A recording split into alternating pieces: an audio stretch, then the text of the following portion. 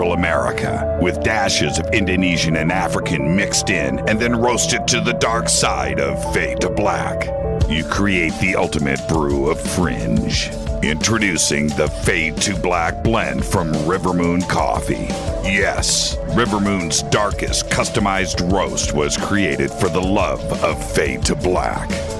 The alchemy of masterful roasting and smoking the beans is in every sip of this full-bodied, dark Java. I need my coffee dark, deep, with distinct bittersweet chocolate highlights, just like the bunker. Leaning further into the darkness of the roast is Fade to Black blend from River Moon Coffee. Just click on the banner at jimmychurchradio.com and use the promo code F2BBLEND for 15% off of your order today. Go Beckley Teppy. This is Jimmy Church of Fade to Black, and you can get our podcast for just $2 per month. All you have to do is click on the podcast banner over at jimmychurchradio.com.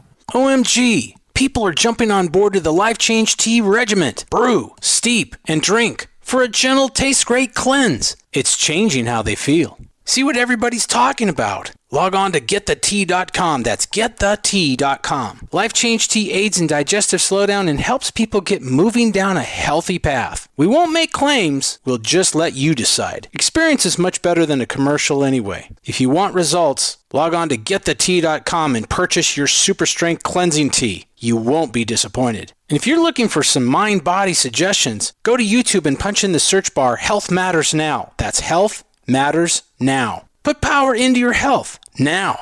So, getthetea.com. That's getthetea.com for super strength tea.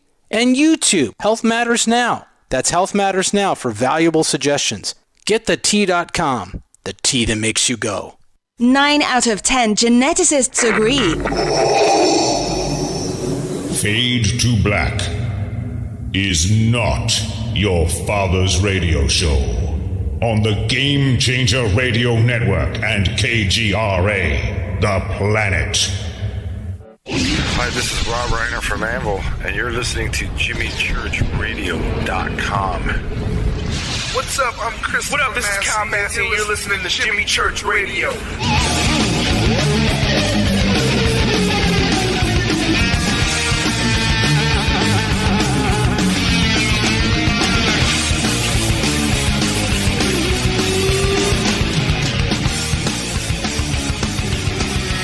All right, welcome back. Fade to Black. I'm your host, Jimmy Church.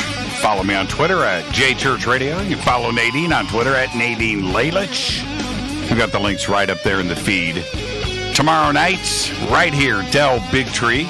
Wednesday night, Bruce R. Fenton joins us. Thursday night, of course, is another Fader night with open lines all night long. Tonight, it's Nadine Lalich.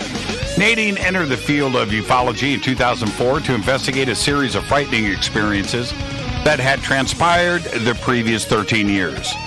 The first event occurred in June of 1991 while she and a friend were camping in Sedona, Arizona. We will be discussing all of that tonight. And along with a diverse legal experience, Nadine has been an avid researcher of a variety of subjects related to psychology, physical healing, personal and spiritual growth, and techniques for healing trauma and addiction. She has written 2 books, Evolution, Coming to Terms with the ET Presence, and Alien Experiences, 25 Cases of Close Encounters, co-authored with Barbara Lamb. Now, Nadine appeared in the new Paradigm Films documentary, The Day Before Disclosure, and Discovery Channel's Best Evidence. She has been a guest on numerous radio shows and a featured speaker for various MUFON chapters, and her articles appear regularly in JAR Magazine, Journal of Abduction Research. I would like to welcome back to Fade to Black, Nadine Lalich. Nadine, where have you been? I've been out and about there, Jimmy. Thanks for having me on the show. You know what's great is you were with us at the very start of Fade to Black, and the world has changed so much since back then. And I want to get straight to Sedona, but this is just an open conversation between friends. So I'm going to ask you. Did you take a step back from ufology for a minute? You know, did you choose to go and do some research? What happened? Well, I I was fairly entrenched with the first book and did a lot of talking then. And once I was out talking about the ET phenomenon, I started having more MyLab experiences. And I have to say, honestly, it probably freaked me out more than the ET phenomenon. And I kind of backed off for a few years. I didn't quite know how to handle it. So I also, I'm an artist and I do children's books. So I kind of backed off and went into a different business of mine for a few years and kind of shook it off and came back out with the next book. Well, because, and I only ask because your experience in Sedona, and I had the opportunity not only to have you on the show, but I got to go see you speak here in Los Angeles. And you and I had a great couple of days hanging out and talking. And I just thought her case, her experiences are so important. And just as, because everybody wanted to know more about you and your experiences. And then, Nadine just kind of went away. For a little bit. I'm glad to have you back, but I knew that there was more to the story than just, I went over to, went to Spain for a while and just kicked it. That wasn't the case, was it? No, that wasn't the case. I do a lot of different things, wear a lot of different hats, and I have another company, Hug Bandit and Company, where I work in animation, and so I dove off into that for a while because once the MyLab started appearing more often after I started talking about this, it freaked me out. Freaked me out, really. And I needed time to process it. And I think when you saw me speaking in LA there, you mentioned it earlier, the fact that you had never heard me talk about it before. Right. That night is the first time I really started to speak a little bit about it in public, but I never, ever wrote about it. I didn't want anything in writing. And, we're going to be talking. What Nadine is referring to is, let's give the audience some background here. So Nadine was with us, and we discussed at length and in depth the events of Sedona, which we're going to do tonight. Again, we'll do a little recap of Sedona. I can't believe we're talking about it in those terms because it was such a crazy, huge night for you. But we'll do that.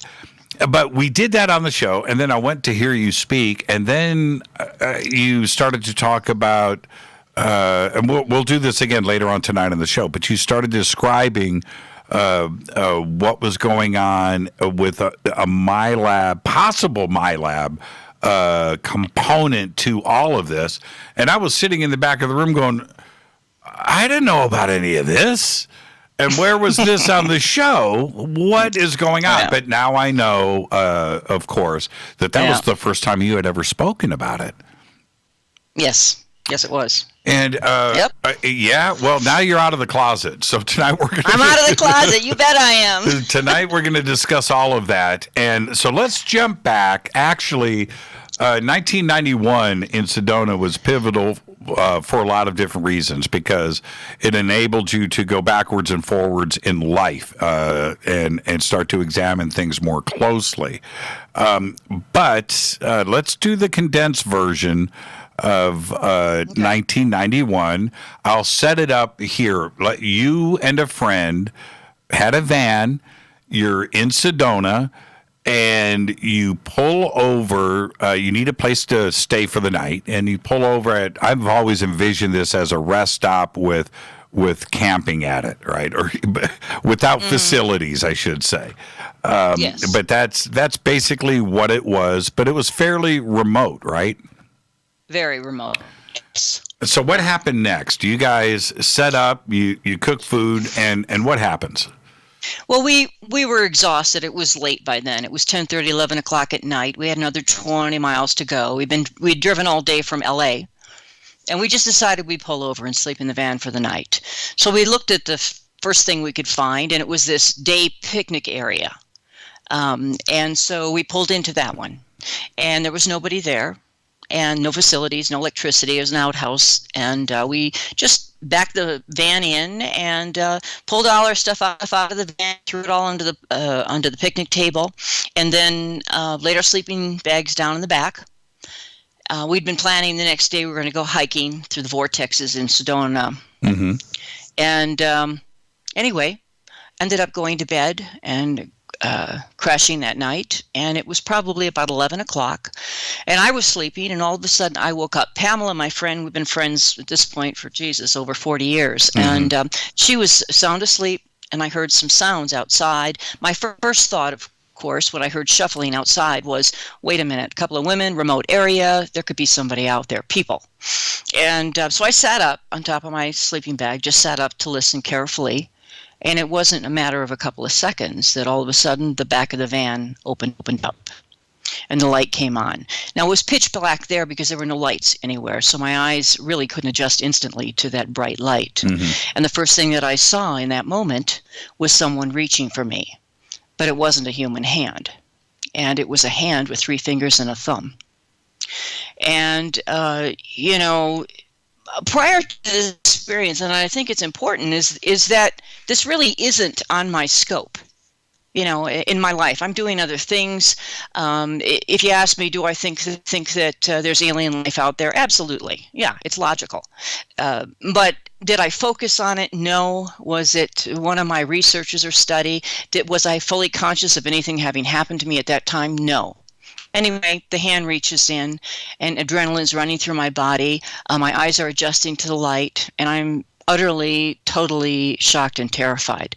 I lose a few seconds there of consciousness. The next recollection I have is I'm standing on the ground at the end of the van.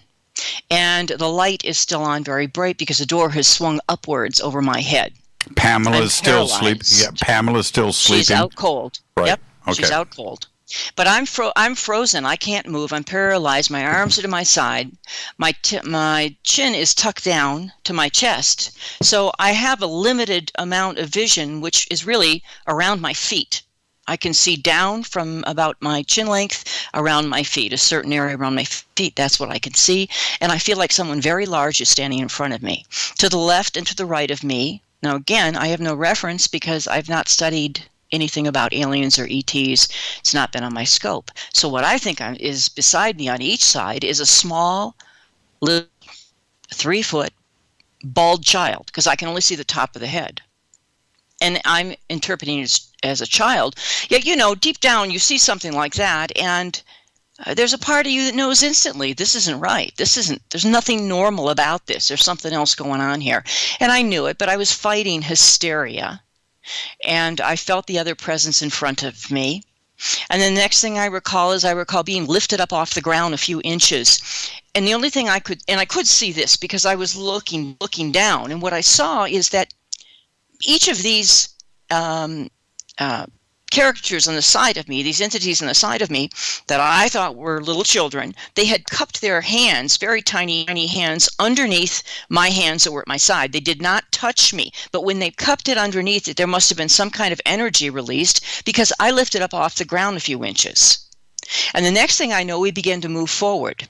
And again, you're I not cannot walking. Yeah, you're not walking. I'm not walking. Right, no, right. No, I'm just scooting over the ground, paralyzed. And as we're moving, I'm trying to, in my mind, rationalize what's going on, trying to find answers as to what's happening to me because it's a brand new kind of experience, and I am fully awake.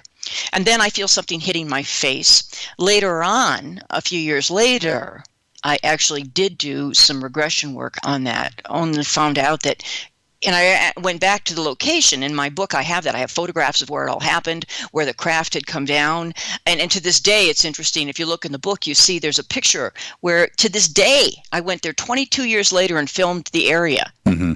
And where I saw a craft on the ground afterwards, the whole thing is burned. Nothing is still growing there. Well, I have to ask, did you at any point hope that this was just a dream? Right. I mean, you know what I mean? Because the reality part is the reality part, it just becomes too much for your brain to handle. Right. What was going through your mind? Well, I think in the moment, it's like anytime you're traumatized. Okay. So I'm traumatized in that moment. Mm-hmm. I'm trying to find an answer for this. I can't make it stop. All right. We didn't go that far. And so later on in regression, I realized what was hitting my face was the branches, so that I was too tall for the branches, but the small ones that were on the side of me could go underneath the branches as we were going through this little wooded area. Right. But, when you're like that, there's so much adrenaline in your system that you're just trying to survive is what you're trying to do in that moment and not lose your mind. It was afterwards, after the experience, is when I began to try to sort the thing all out. And the way that it resolved was that I blacked out after a few of those things hit my face. So apparently we were on the path somewhere. And the next thing I know, my next awareness is about an hour later. And my awareness is, as crazy as it sounds, was as though I had been dropped through the top of the van onto my sleeping bag, straight through the top. And I literally, that's what it felt like. And I literally bounced onto my sleeping bag. And what was really strange is when I had sat up the first time, when I was listening to what was outside, I had my knees folded. And when I came down that next time, they were in the same way, except I was drenched in sweat. And I was hysterical. I'm not a particularly hysterical person normally, okay, but I was pretty hysterical and crying. And as I came down onto it, there was a huge whoosh sound that I also heard at the same time, like some kind of a vacuum or something had happened. Pamela was still there out, and at the time, it was probably about 3:30 in the morning, something like that. And I tried to wake her up. And I mean, tried to wake up because I needed the companionship in that moment. So freaked out, and I kept shaking her and crying. That girl did not budge till 5 o'clock in the morning. Nothing I did would wake her up, and I just sat there, crying and shaking and sweating, and put my face to that back window because, I knew. I mean, it's so different. There's no way you could even begin to interpret that as a dream when you're fully awake and something like that happens. Sure. It's just no way. And so I had my face pressed to the glass, terrified they were going to come back after me again.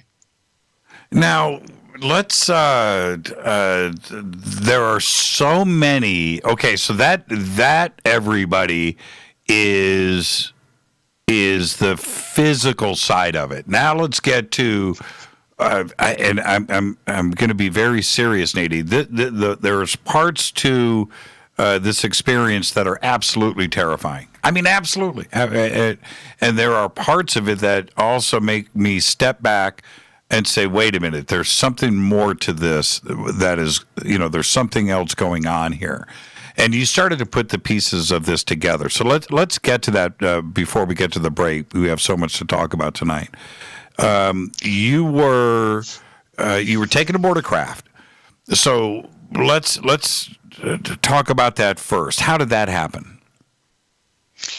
Well, the next recollection that I had, and I did do some regression work on this afterwards, and was able to retrieve some of the memories. And in essence, there was a craft, and I was taken to a craft, and I was brought into a circular room, and I went through. Now, at the time, again, I didn't know anything about this. So only now in retrospect, many years later, I recognize that what happened to me is quite similar that happens to many of the abductees when they talk about this phenomenon. Mm-hmm. And there was a full physical exam that took place that was quite terrifying on top of a table, and I had no clothes on. It was the whole deal that you hear people talk about. That's exactly what happened to me. It was very traumatizing to go through that physical experience.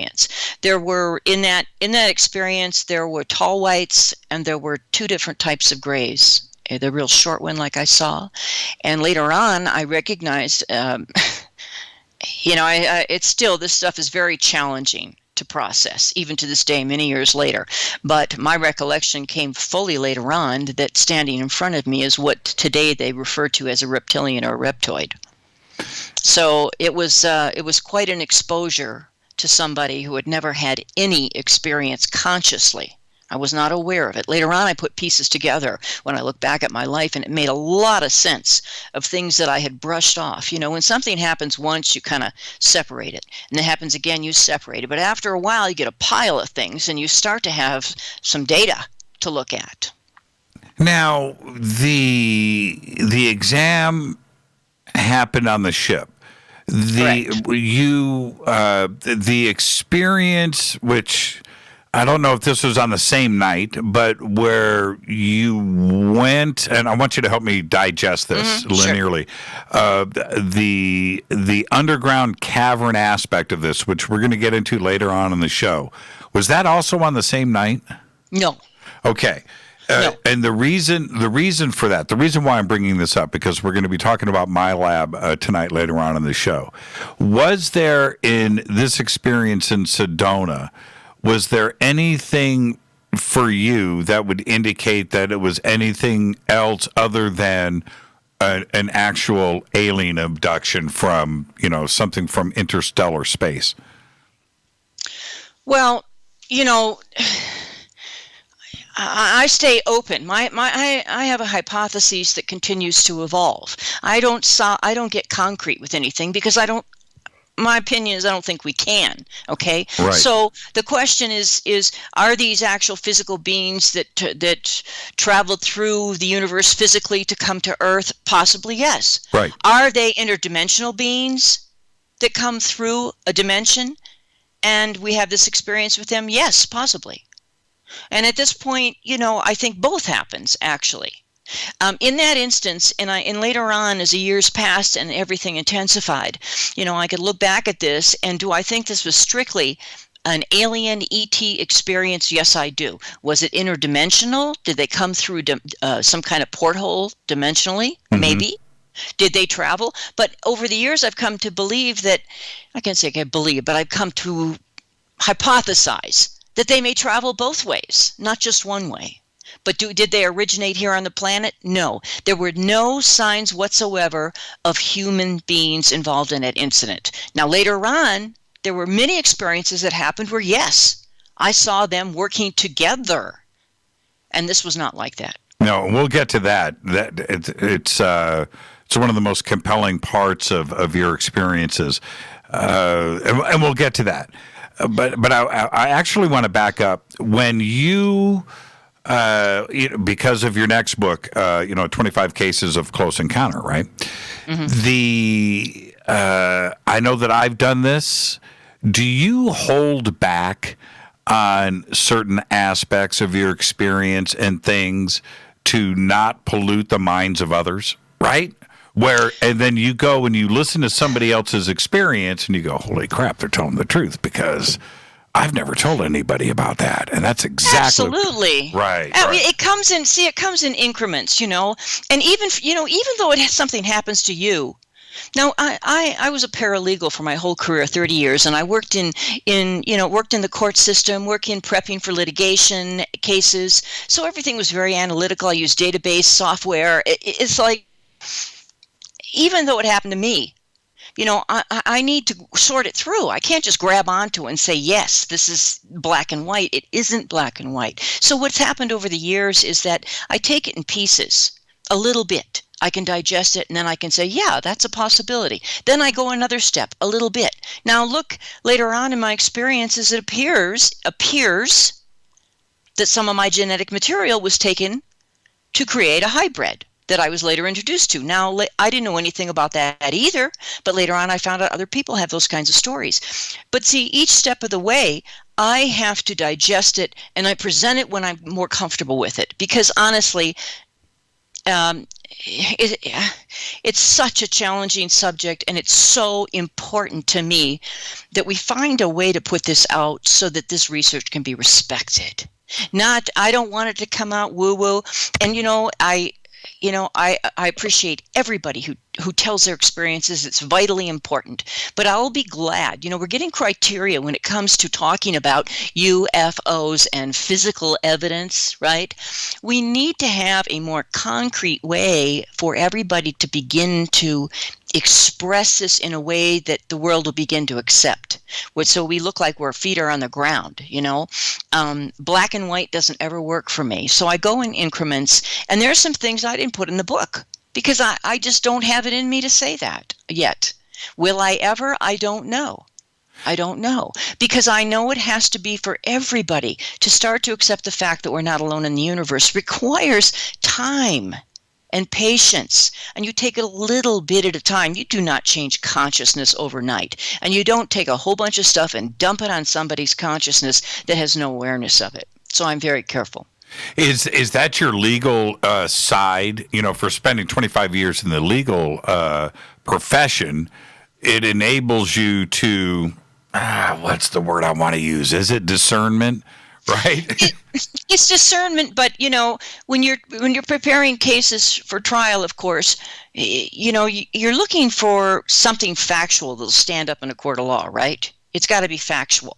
And strangely enough, though, what I do believe is experiencers, abductees, contactees, however they define themselves, we are on the front cutting line of something new. And there's a tremendous amount of information there that is available that may not be available anywhere else. So if indeed, let's say that just even 10% of the cases of abduction and contact that we see or hear about, say that 10% are solid and valid, and there's some real concrete information there. My God, I mean, you're talking about face-to-face with off-planet life. Face-to-face communication. We're seeing technology. We're seeing, amazing things being on a craft or there's just so many things that we see firsthand. So the more that we can find a way to succinctly put this out into the world, the more quickly the whole consciousness of the planet is going to start to accept that we are more than just Earth people. We have a place out there, and that's why this whole area is so important to me, because this is the evolution of human consciousness that we're all at right now, and it's vitally important. I loved what you were talking about earlier, Jimmy. I loved it, and you're absolutely right. All these changes, you were still using gunpowder, et cetera, et cetera. Mm-hmm. It's time to change. And this is arena that you're working in, that I'm working in, is a vital area that can make a big difference if we present it with our feet on the ground. Our guest tonight, Nadine Lalich. Let's take our break right here. This is Fade to Black. We are talking about her new book. It is out, and the links are up at jimmychurchradio.com. Alien Experiences, Book 2, Evolution, coming to terms with the ET presence. On the Game Changer Network and KGRA, The Planet. Stay with us. We'll be right back.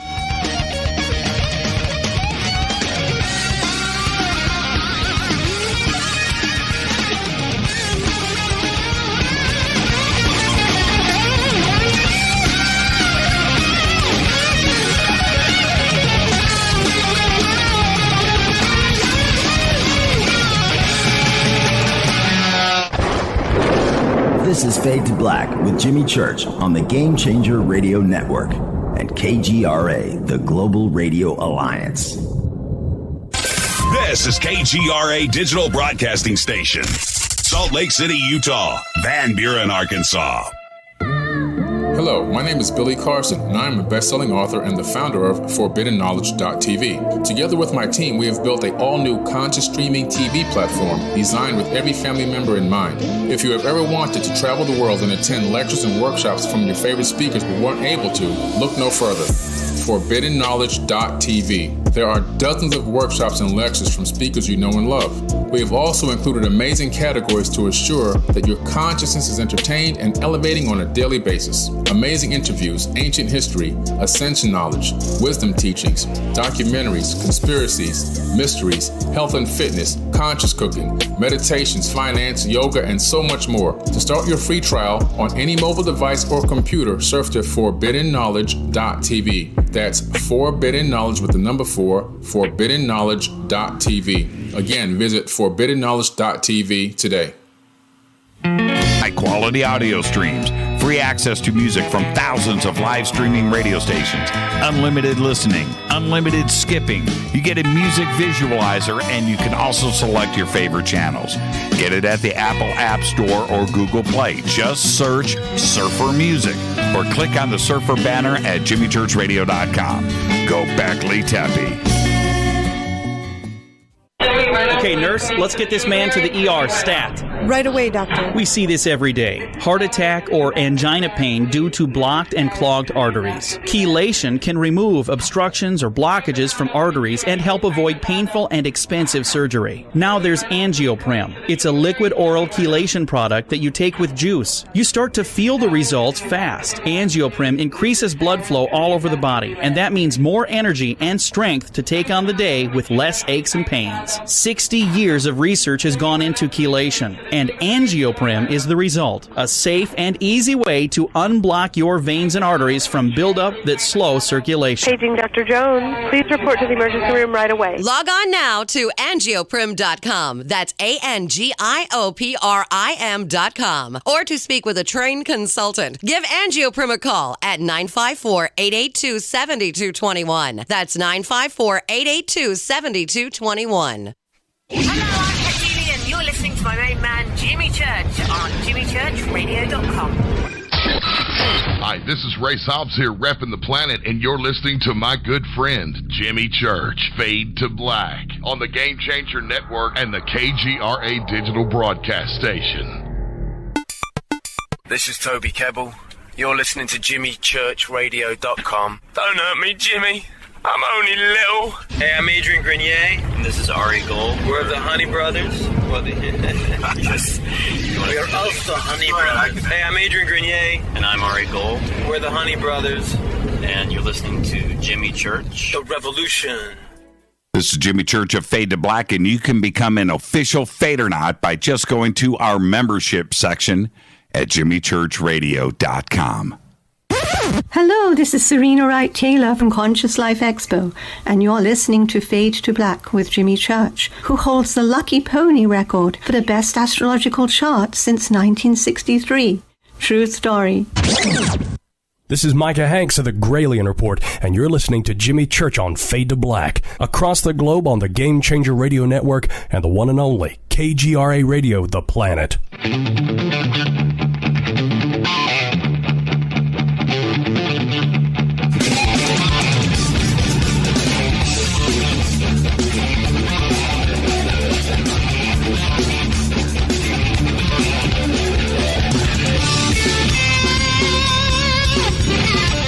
Welcome back, Fade to Black. I am your host, Jimmy Church. Tonight, Nadine Lalich.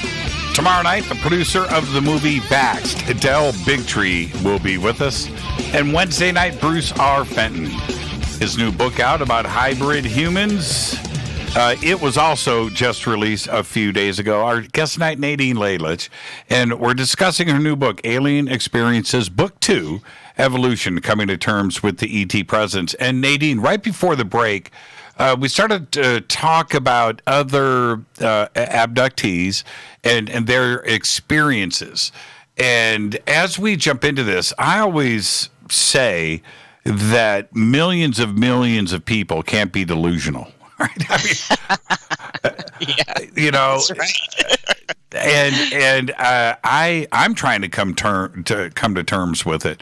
I haven't had an experience. I've certainly interviewed many experiencers, but I've had a couple of strange experiences that I've, in a general sense, kept everything to myself, kept it private for a lot of reasons. One, I'm a radio host, right? And if I sit there and tell every single detail about it, then I could potentially mess up other people's experiences. And I don't want to do that. I don't want to pollute the experience. But I do hear the little details that only I know when I'm speaking with somebody, and I always step back and go, okay, this is something that, and I don't want to freak people out. I don't want to go, dude, it really happened. Right? I don't want to do that. Because we're all somewhat traumatized by it, because it alters our reality, doesn't it? It sure does. Alters and it expands greatly. So what are the? I just said let's not reveal, but it is interesting in that there are certain aspects to this, and you detail it in the book, both of them. There are certain things that are very consistent in cases. Most of them are completely different because we're talking about different types of beings that are coming here. They're not all coming from the same planet or the same star system. So those experiences are going to be different, but a lot of them are the same, aren't they? Well, they are, but somebody will say to me, well, what do you think they want? Well, who are they? We don't know how many species are out there. I mean, my goodness, look at this universe. And so I can only reference the experiences that I have and what I am consciously aware of having contacted. So I can look at those species, be they physical from somewhere in the stars, be they interdimensional or both, whatever these entities are, I've had certain experiences with certain ones, and each one is sort of like on this world. We look at how fragmented our whole planet is, and the truth is that everybody has different agenda. Everybody has a different background, and these different life forms, they have totally different experiences. They could be around hundreds of thousands of years, millions of years, and different agendas.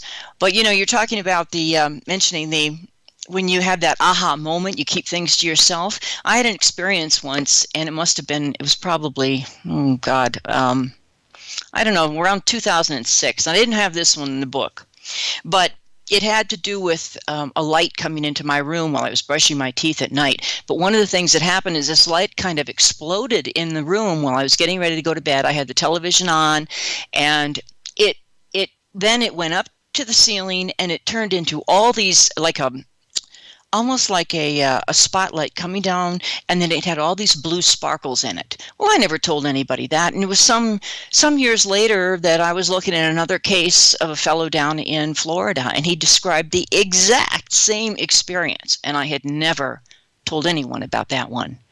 There wasn't enough information about it.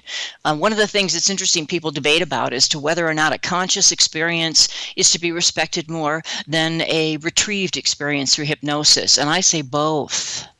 In my experience, only one, the one has enhanced the other, giving me more information. There's been a lot of aha moments where I never told anyone, and then I hear the whole story, and like you say, all of a sudden, aha, and you step a little closer to accepting that next level. I have subconsciously observed something. I don't really talk about it too often, but it appears to me, Nadine, that the abduction experience, I almost expect it to come from a woman.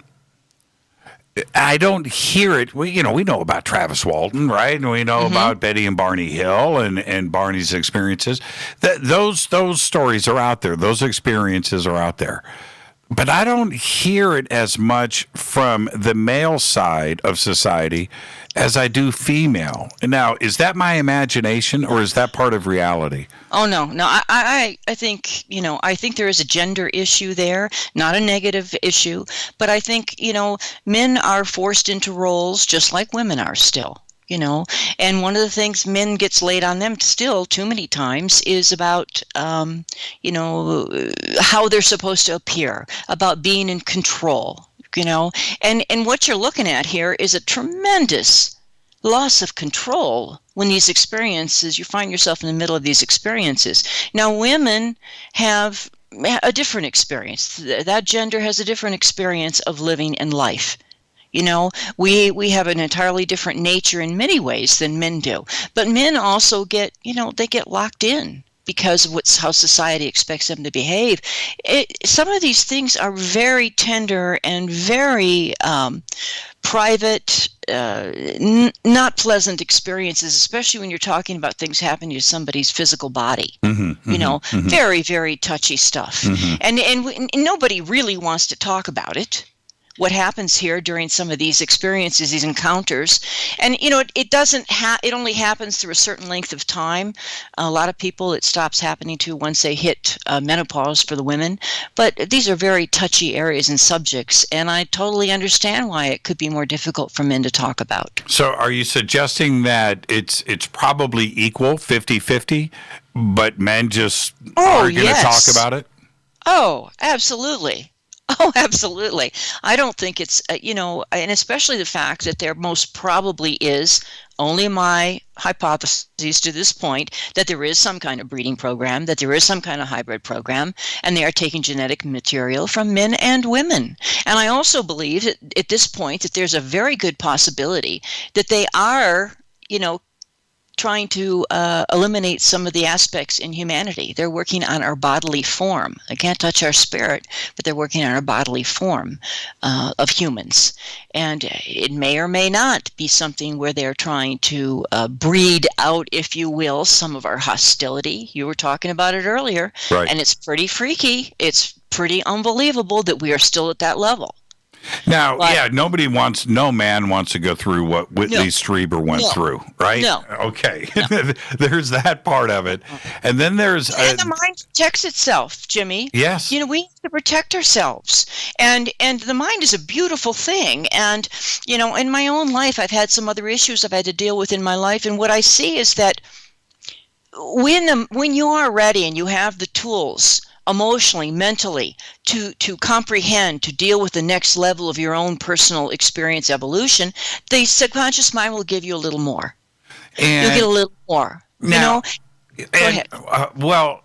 Because it's uncomfortable for anybody to talk about. In private circles, at UFO conferences, on the radio, with your friends, probably you're going to discuss it with yourself when you're alone in your mind. And for you went through those experiences. You're a professional in as a legal professional. You can't just start talking about this stuff around the office. You can't do it. And many have those same blockages out there in society, don't they? Well, absolutely. We're facing it. First of all, it's difficult to accept your own trauma. Then, and if it has any element of a sexual nature to it, which the breeding program or the hybrid program certainly does, then you go and you work in different environments, and they don't want to hear about it. In the law firm, of course, working in a law firm all the years that I did, that's, we're all left brain. We don't go there. You don't talk about that. You don't spend 1 second in a law firm off of working on your cases, and that's just not something you want revealed. And I was very nervous about that for a while, because the last firm I was at for about 10 years, when I wrote the first book with Barbara Lamb, I was very nervous about that. But what's interesting too is that the people that you find when you have some of these extraordinary experiences, okay, I believe I'm a very grounded person, but these experiences are extraordinary, okay?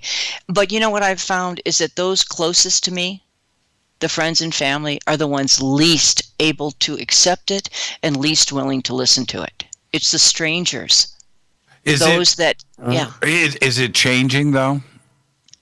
And what I mean by that is maybe more directly, because depends on what you watch. But if you're watching Fox or you're watching CNN and you're watching all of this UFO alien coverage over the last couple of years, does that start to open things up with friends and family and coworkers? Well, I think it's happening. I mean, I work on my own now, out of my own office. I don't work for somebody else right now. But obviously, shows like yours, coast to coast, so many people are out there putting this out here, and it's so vital. It's so important. Do I think it's changing? Yeah, absolutely, it's changing. I think give us another 20, 25 years. I mean, it doesn't happen in a minute, but we will eventually, I believe, start talking about abductions like we do with the UFOs. I really believe that. How do you get people to open up about it? Well, I think you can segue, because if you live long enough, and you're hinting at some of your own unusual experiences you've had, if you live long enough, you have things happen. And, we have programs out there about ghosts, life after death, consciousness. There's theories out here that we're living in a hologram. If you live long enough and you are reasonably open-minded, and what we see out there in the media today, what we see on television, there are these programs are fabulous. Gaia's out there doing its thing. All these conferences that are going on. it's a strange place that we find ourselves. And the alien abduction issue is really only one of many, I believe. And now, how do we, okay, it's one thing to talk about videos, right? We see them on TV. The talk is out there. That's one aspect of this. But another point that I think is it's getting louder and louder in this community is human hybrids and a program going on out there, the possibility of our government being involved. I'm speaking about my lab. Mm-hmm. And then, of course, alien abductions themselves. This is another part of it. I think society can rationalize we're being visited and look at that evidence. It's a whole nother thing for society to start to accept this and get that communication open. I always say that, well, everybody's going to talk about the bus, the shape of the bus, when the bus showed up, when it left, but they're not going to talk about who's driving the bus. That's right. It's hard. It's difficult. That's the challenge. I mean, what I really find and is that those that have been closest to me, ultimately what they've had to say is, it scares me to death. Because if you knew me personally, you're going to see that I'm a very grounded person. I don't jump to conclusions.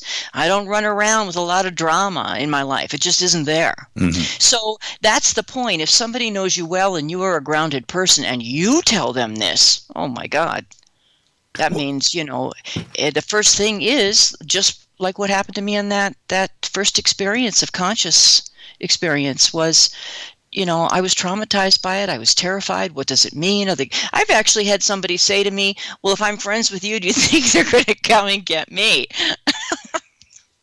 Natural. I can't blame somebody for, and let me tell you why, Nadine.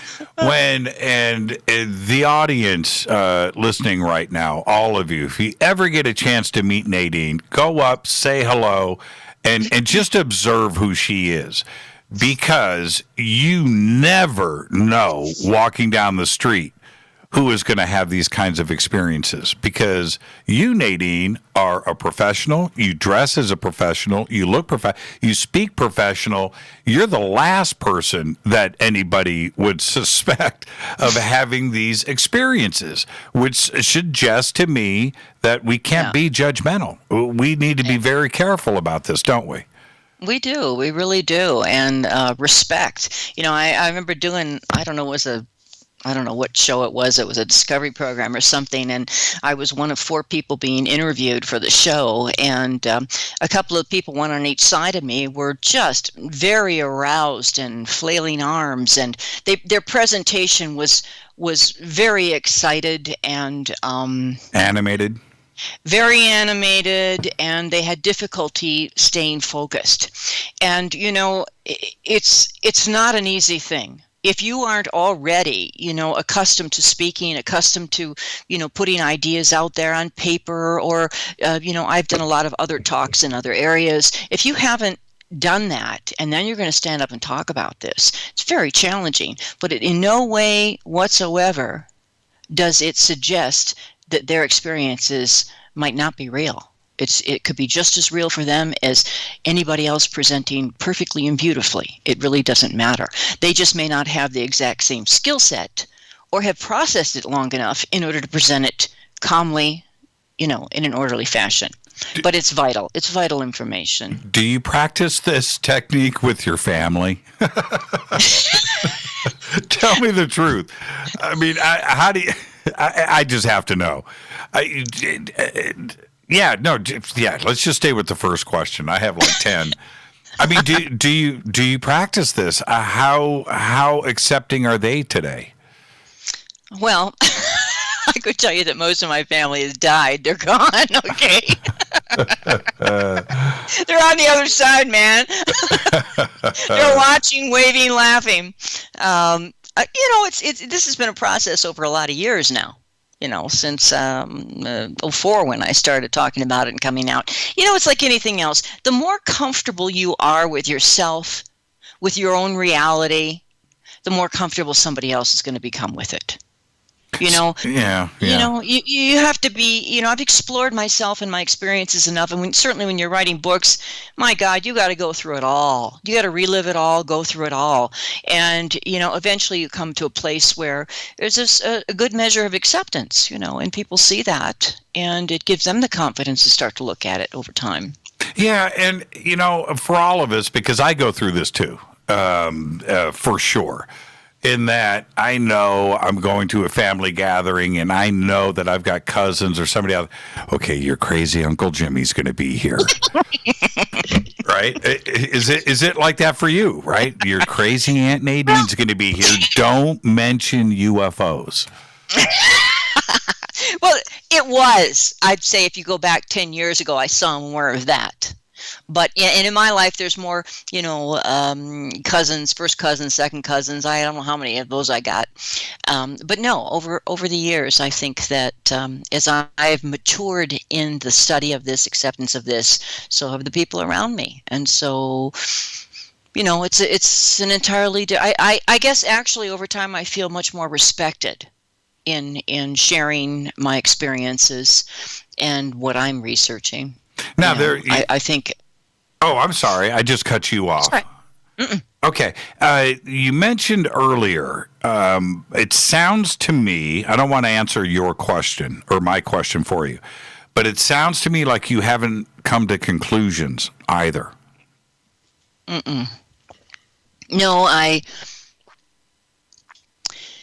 mean, this thing is, you know, one of the things for many years, you know, I've been a meditator for many years, and I've had a lot of unusual experiences associated with my spiritual path. My spiritual path is very, very important to me. And I won't go into it, but I've had some very strange things happen in my life, and I've almost died 7 times. Now, that's unrelated to this, totally unrelated. But I've explored some areas out of need to comprehend this universe, this world I'm in. And, you know, it goes back to being, this is a process for me. And I don't, you know, the moment you lock in, you lock out. That's right. You know? And so I don't want to lock in too tight. I will tell you that, do I believe there is life in the universe, multiple species throughout the universe? I will tell you absolutely on that. Do I believe that these paranormal experiences have happened to me that appear to be alien abductions, military involvement? Yes, I believe they may be. Am I 100% certain? I can't be 100% of anything, you know. I know that 100% I'm here right now, but my God, I don't even know what kind of universe I live in, really. You know, what are we perceiving? Each person walking around has their own set of perceptions that they're looking at the world. So I like staying loose. There's a certain amount of it, and at this point, do I think there's a good possibility that we're being visited with multi-species? Yes. Do I think it's a good possibility there's a hybrid program? Yes. Do I think that I have been involved with that, involved possibly with military abductions? Yes, I think it's a good possibility. I think we may have been seeded on this planet. You know, I will not say 100%, but I kind of look at it in percentages that way. That makes me more comfortable. And the more I learn, the more time goes by that I study, the more I move forward. Now, we're going to be headed towards a break here. When we come back, we're going to really go deep into the military side of this, which for me is both terrifying, not only because of what it is and the thoughts of that, but if our government, I've said this a million times, Nadine, and I really mean this, if a UFO that we see in the sky is not interstellar and it's us and our technology and borrowed or whatever, but it's us and not them, and that's being held from us, that's probably scarier to me than having it be alien. I think that is a huge conspiracy and a huge crime. Yeah, and I'm much more frightened of humans than I am ETs. I totally am. I totally am. And that would be, look, the ET aspect of it for me is easy. It's like, okay, of course Of course. What did you think? We're alone in the universe? Okay, that makes total sense. On the flip side, if some of this is our government playing this and not revealing it and keeping that part of it secret, I think that is a much bigger story. As strange as that may seem to say, that is probably closer to the truth of what we should be scared of and what we should be looking towards, right? Mm-hmm. I agree. Let's take a break. Yeah, let's take a break right here. Let's get this in. I got to do it. I got to pay the bills. So let's do this. This is Fade to Black. Our guest tonight, Nadine Lalich. This is going to be a great conversation. It's going to continue after this break. We're talking about her new book, Alien Experiences, Book 2, Evolution, coming to terms with the ET presence on the Game Changer Network and KGRA, The Planet. I'm your host, Jimmy Church. We'll be right back. Stay with us.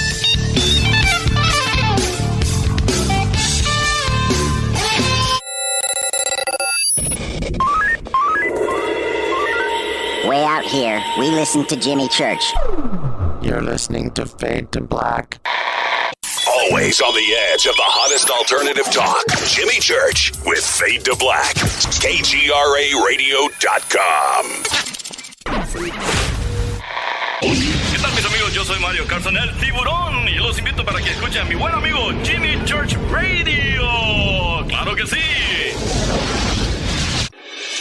Do you want to be an official Fadernaut? Of course you do. This is Jimmy Church of Fade to Black. Just go to our membership section at jimmychurchradio.com. Introducing the new Surfer Music app. Listen, Fadernauts, you know I love my music. This is my go-to for all things notes. The Surfer app is a brand new concept in music listening. Surfer is free, providing unlimited access to thousands of live streaming radio stations. Surfer is an exciting, interactive listening experience. Discovery and surprise are built right in. Surfer is your destination to discover and rediscover great live streaming music.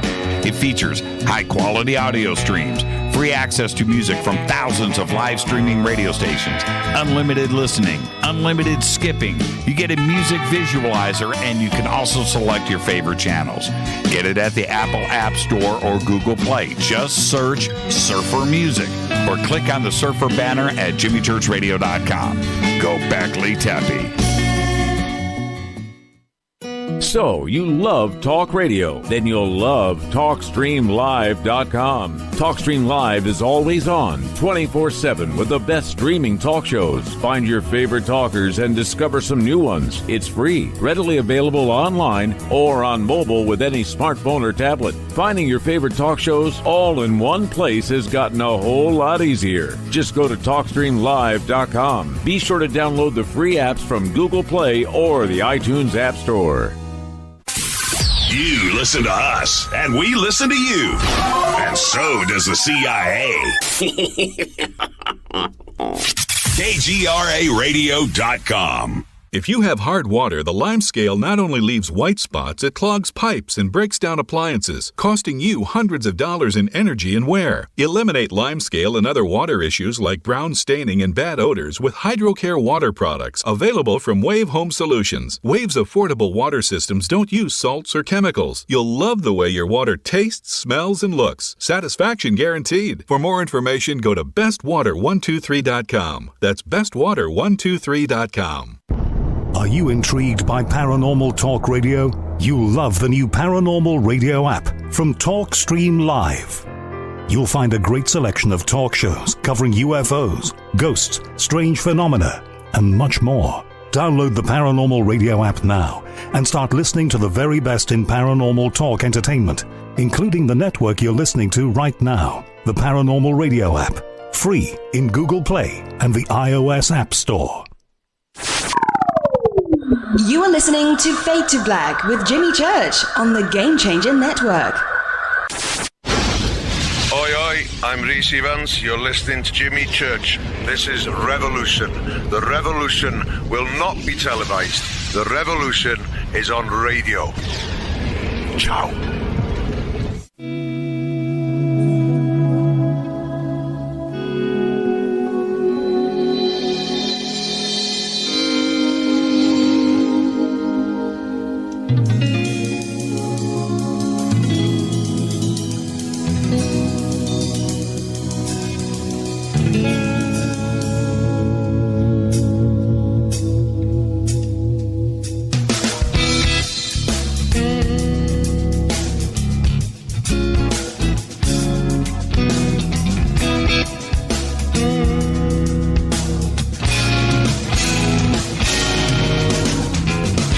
Welcome back. Fade to Black. I'm your host, Jimmy Church. Our guest tonight, Nadine Lalich. Now, if you ever miss a live show, this is a live radio show. We broadcast on all kinds of syndicated networks. It's great. But if you ever miss a live show and you want to listen to it driving to work in the morning, get our podcast. It's just $2 per month. That's it, $2 per month. You have over 1,200 archive shows, including Nadine's first interview that we did 7 years ago. Can you believe it, Nadine? God. Right? I mean, I don't even know if I want to go back and listen to that. Me neither. Yeah, 7 years ago. But that's the reason to get the podcast right there. You get everything, including Nadine's very important show. I think that I always thought that you presented yourself in a very professional way, but I think that today you're a lot more grounded. Back then, it's when you're heading out into the UFO world and the UFO community, it can be a minefield, you know. Oh yeah. And you've got to be very careful where you step.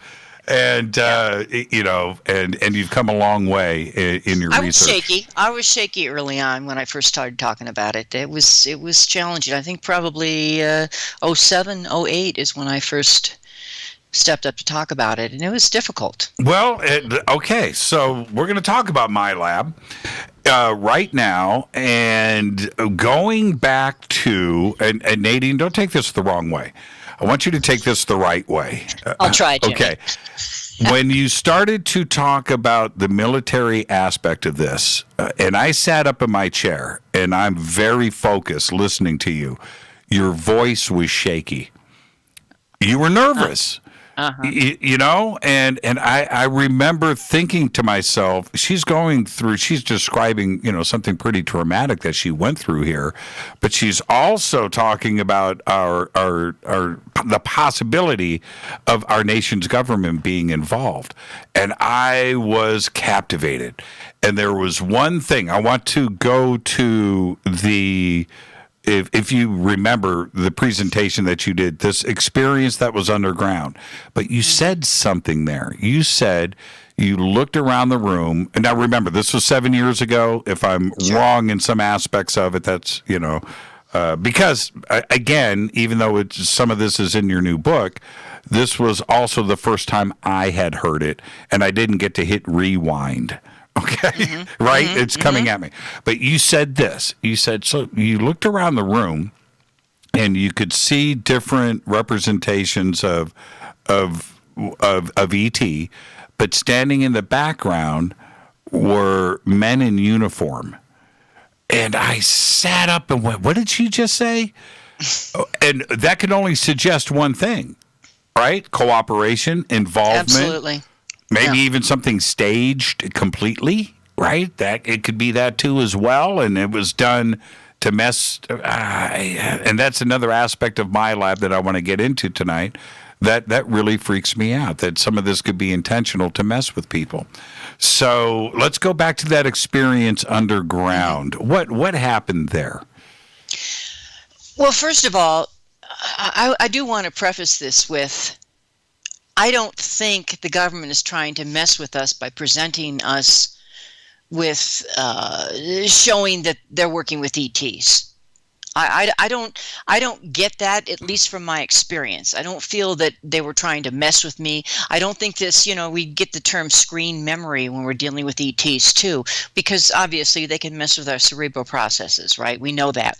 But when you've been doing it a long time and you've been involved with this a while, had a number of experiences, you begin to recognize what a screen memory is. You begin to see the elements in it are different. It's staged differently. If you really pay attention, you begin to see that it's different than a standard abduction. There's different things going on there. There's been several of these that showed up that appeared to have military involvement and military with ETs in cooperation, working together. And first of all, the thing you see is that the abduction itself is entirely different, totally entirely different. People talk. It's not a telepathy thing. They're actually voices. It's audible. It's audio that you hear with your ears when people communicate with you. You're physically removed from a house, walked out of it. You don't go through walls. You don't have any of that happen.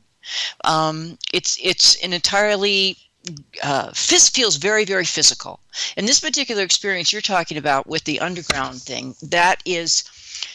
This is an amazing experience that I had a phenomenal amount of recollection. And this happened back in 2008. I think it was in October of 2008 when that happened. And I was taken out of my home, and I had bits and pieces of being removed from my home. And I was living in Laguna Woods at the time. And I went in and out of consciousness, but I recall injections, and I don't recall in that particular instance of the travel itself, but I went in and out, and it's a different state of consciousness when somebody's putting a drug in you than when you're being altered by the ET process. Anyway, my recollection here is I begin to come out of this thing. I see a big metal door. It looks like it's into the side of a mountain. The next thing I know is I'm in a glass elevator. And this person coming down with me is probably about 6'4", 6'5", a man with looks like, I don't know, maybe 30 years old, dressed in a kind of a khaki uniform, dark color, insignia on the sleeve, and doesn't say anything to me. And I'm literally in slippers and a nightgown. And the elevator kicks in. I remember the sounds clearly, and it's a round glass elevator. Maybe perhaps the floor itself is probably not big, maybe 4 or 5 feet across, and you go straight down. You go into that door, and then there's that elevator, and it goes straight down. And as it goes down, you're actually going into a massively, massively carved out cave. And the way that the cave is, the centerpiece is all open, so you could, if you were to step out, you'd fall down a long way. But along the side, you see scaffolds, and they take those scaffolds, you can get off this elevator, and then there's scaffolds, and you follow them on 2 platforms that are all along. So in other words, you go into these areas that are built into the side by walking along these metal scaffolds. Otherwise, you keep going straight on down on the elevator itself. It was interesting. One thing that's particularly interesting, and it was the first time I'd ever seen this. This particular character with me, this young man with me that might have been 30 years old at the time, never spoke to me. But throughout this experience, as we walked through it, I saw 4 or 5 identical to him. I mean, absolutely identical. That you'd be talking about identical twins, except there were 4 or 5 of them. Dressed the same, exact same features. That suggested to me we were talking about a cloned human. That was a real interesting thing. And that was the first time I'd ever seen anything like that. As we kept coming down, the first layer that I saw off to the right, the first thing I saw was a craft. Because this is massive. This opening was so big. And so this is at quite a distance. I could see into another area as we were going down, a big craft that looked almost alien, almost human. And I mean, from the distance of where they are at, I would say the figures were about 1.5 inches tall. That's how far away it was. And I saw what appeared to be humans and ETs working together with a scaffold around all the way around that craft. That was the first floor as we were going down. Okay, before we move forward, I just got this tweet in from Jeremy. Great question. He says, and I don't want this to get too far away from us, so let's do this now. Is there a common definition for screen memory? Well, again, I can only refer to my experience. First of all, I've been in this research since 2004. Now you're looking at 16 years. And if you're looking at other investigators and researchers, 16 years isn't a long time. So I have only so much that I've gathered in that amount of time. We've got people out there that have been doing this for 20, 30, 40 years. Mm-hmm. So in my experience, I'm not going to say something that I'm not aware of. I don't know for sure if there is a flat suggestion as to what that is. My understanding of screen memory is that it comes with ETs, and the ETs are able to somehow affect your perception and how you see what's going on. And what they do is they try to stage things in order to provoke some kind of emotional reaction because they're obsessed with comprehending our emotional dimension.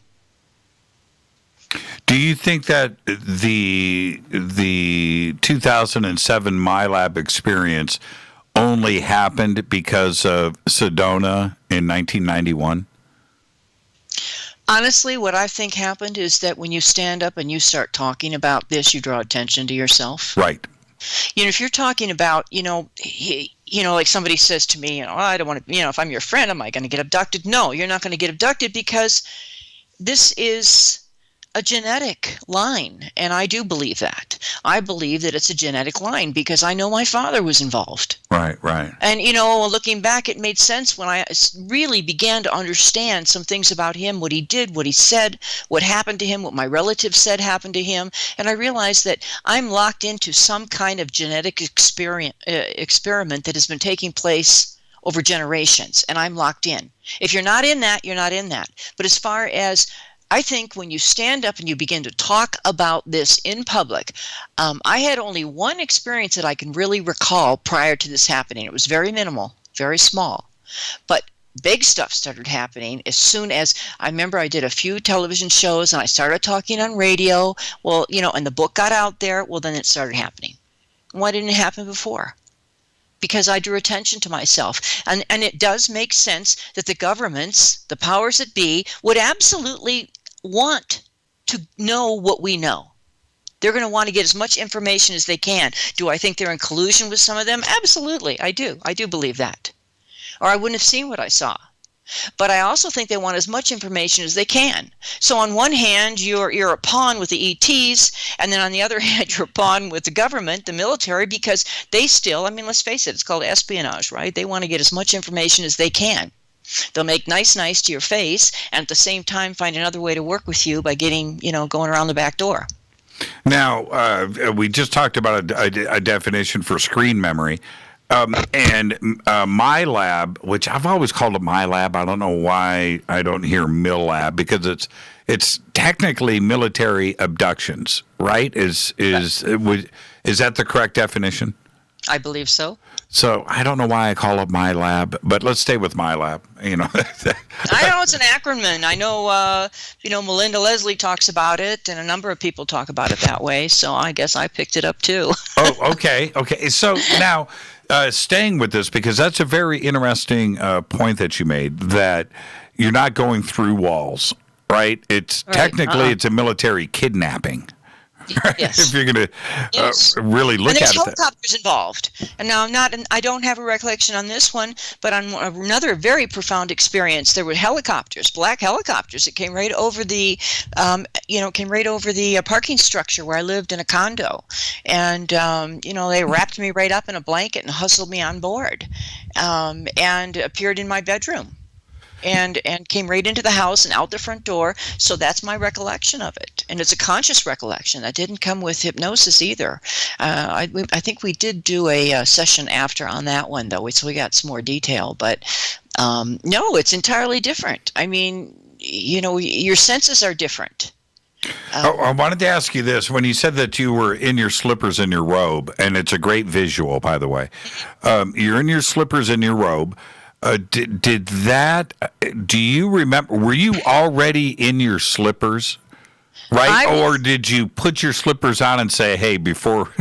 I was sleeping in bed in a nightgown. I do not remember putting the slippers on, and there was no robe. It was just a nightgown, a long sleeve nightgown, cotton nightgown that went down like almost to my ankles. And I must have put the slippers on, or they put them on. I don't know.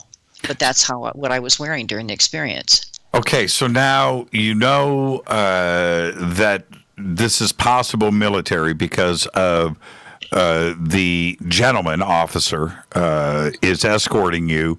He's got some type of fatigues on. He's got an insignia, so he seems official of some capacity. And you've seen the others too as well. And you're on the scaffolding. What happened in your slippers and your nightgown? What happens next, Nadine? Well, we went down. We continued to go down, and the way this was is that you could see the scaffolding all the way around the big giant cavern, right? And then it was broken off into layers, so you could stop that elevator and get off in a layer. But you could, so we stopped down 2 or 3 layers down, and then there's a walkway, and the walkway almost looked like it was made out of steel, and it was a big round circular hall that had been embedded into the earth, into the side, and it had a metal grid you walked on. And at the end, each end was covered with a blue door that had 2 windows in it, and they were like swinging doors. And so we ended up going down several layers and walking through several of those tunnels and several of those doors like that. And eventually we ended up at the very bottom of the cavern, and I found a very big surprise down there. What happened? Well, by the time you got down to the bottom, strange as it sounds, it was so huge again that down at the very bottom it was very damp. And we walked down, we ended at the elevator, got off onto some scaffolding, walked down some steps. This guy was with me, silent. And in front of me is a very strange sight. In this giant cavern, it's very dark and murky. There are lights that are mounted far off on the side, like spotlights. It's very damp. The air is so heavy to breathe. On the ground, it's very puddled and wet, and you can see little bits of weeds growing almost, and you can see some kind of a light from overhead. So I don't know if natural light was coming in from somewhere else. But anyway, there's a building. And the building literally looks like a human building made out of almost concrete block, okay? 2 or 3 stories high, quite large. And they take me into that building. And the entrance to the building, when you go up the stairs and into that building, there is like there's a foyer there. Almost like you would see in a hotel, a foyer. And there's a stairway going up with a wooden rail going up to one side. And to the left, there's a small hallway with different doors. And I'm led into one of these rooms, and it looks like a doctor's office. And I'm set down, and I'm groggy because they've given me something. But it's a different kind of groggy, which was interesting. And so I seem to have more control than I do with the ET thing. Sat down. They had me sit down on the edge of what looked like just a normal doctor's examining table, and he leaves. Never said a word to me. And I'm in this room, and out of the back room comes what looks like a doctor. Now I have to say, I had difficulty focusing on this one. He went in and out of my focus, so I thought, this is interesting. Is this, have I got an ET here? What's going on here? Anyway, he came out. Never said anything to me, wore a white lab coat, went back in the room again, and I flew out the door. Now, normally in an ET environment, you can't do that. You can't move like that. You're paralyzed, okay? It's just very, very different. And I flew out of that room, back down the hallway, out the front door, and found myself along the side of the wall of that building. And I actually could even look in that room to see where I had just come out of. It was around the left side of the building. I didn't see anything in there. Made my way to the back, hugging the wall. And this happened very quick. And at the back of the room, and this is wild stuff. Believe me, this was a whole new kind of thing for me. What do I see back there? What looks almost like a reception, the whole wall was open, and inside was like a big reception, and then coming out from the center of it almost was like a big concrete walkway where people could walk around, except that it wasn't just people. And yeah, you presented some drawings of this, which were excellent, by the way. Did you do those? Yes. Okay, all right. So you presented some drawings about who you were hanging out with. I don't mean to be so loose about it. Hanging out with in this room. Let's go. Can we go from like right to left before we go to the second row? right to left. Yeah, you had. See, look, I'm dealing with my memory here, Nadine. Okay. But I remember you had drawn 3 or 4 beings in the room, and then there was a second row standing behind them observing what was going on. And there was, again, I could be so wrong on this, but there was a very interesting being all the way over on the far left. Okay, you're thinking about the experience with the tall white in the background. Yeah, and is what you're talking about. You got to be talking about the tall white in the background. And there might have been something of an insect nature too, but I don't want to. Well, yeah, but I know you said they read the book, and I appreciate that, but it's that's mixing up a couple of things.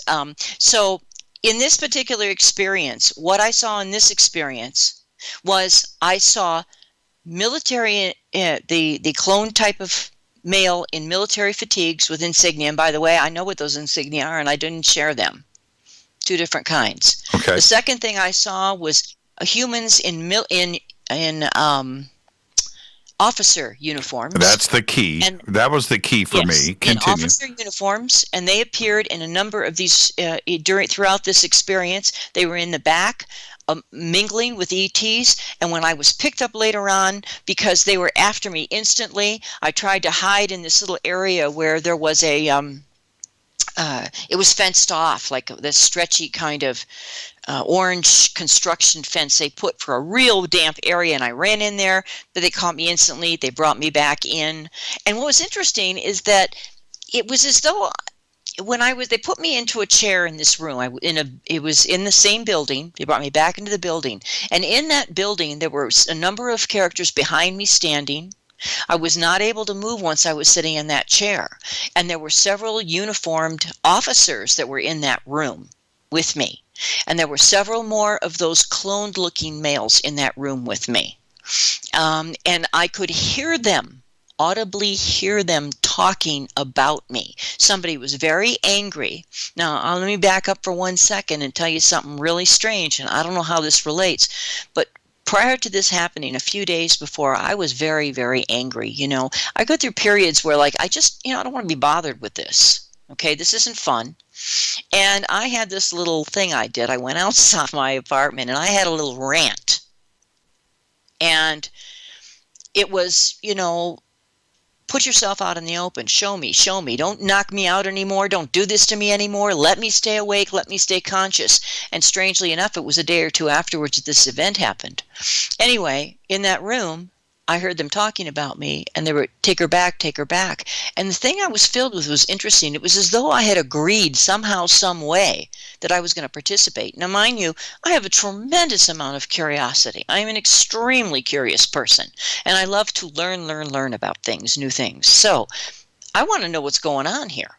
Okay, just for the sake of knowing what's going on. Very odd. There's these chairs that are straight across from me. They look like big, wide-armed leather chairs. 2 of the guys that look like clones sit down in those chairs. Now, this was a very unusual exit. When they sat down there, they put headphones on, big, large headphones on their heads. I couldn't see anything behind me because I couldn't move for some reason at all in that chair. But what I had noted is that on both sides of that room, there were very large, huge speakers. They looked like speakers almost. But I'm talking about, 5 by 7 foot, standing against the wall, big. And they sit me in this chair. They're talking about get rid of her, get her out of here. And these guys sit in the chair. They put the headphones on. I begin to hear some kind of sound. I'm out. That's it. Gone. I don't know anything else from that point, and I actually wake up. It's the middle of the night, and I'm in my bed. How much, at that point, and we're going to head to a break in 60 seconds, at that point, how much did you recall? How much of it was conscious, and how much did you have to rely on, recalling this later? No, this is all conscious. It's all conscious. Oh, it's all conscious. Oh, yeah.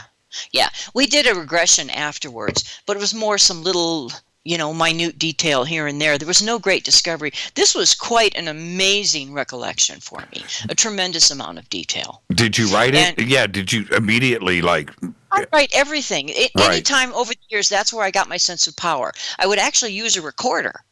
I would come back after these things, and I didn't want to miss a thing, so I would put it into a recorder and record it. I might be shaking when it's happening violently, but I'd record it. And I would immediately draw any pictures that I could remember. If it wasn't for my journals, I couldn't have written these books.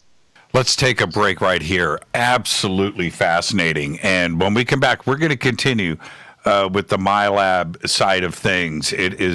For me, it's about as compelling as it gets. Our guest tonight, Nadine Lalich. I am your host, Jimmy Church. This is Fade to Black on the Game Changer Network and KGRA, The Planet. Stay with us. We'll be right back after this quick break.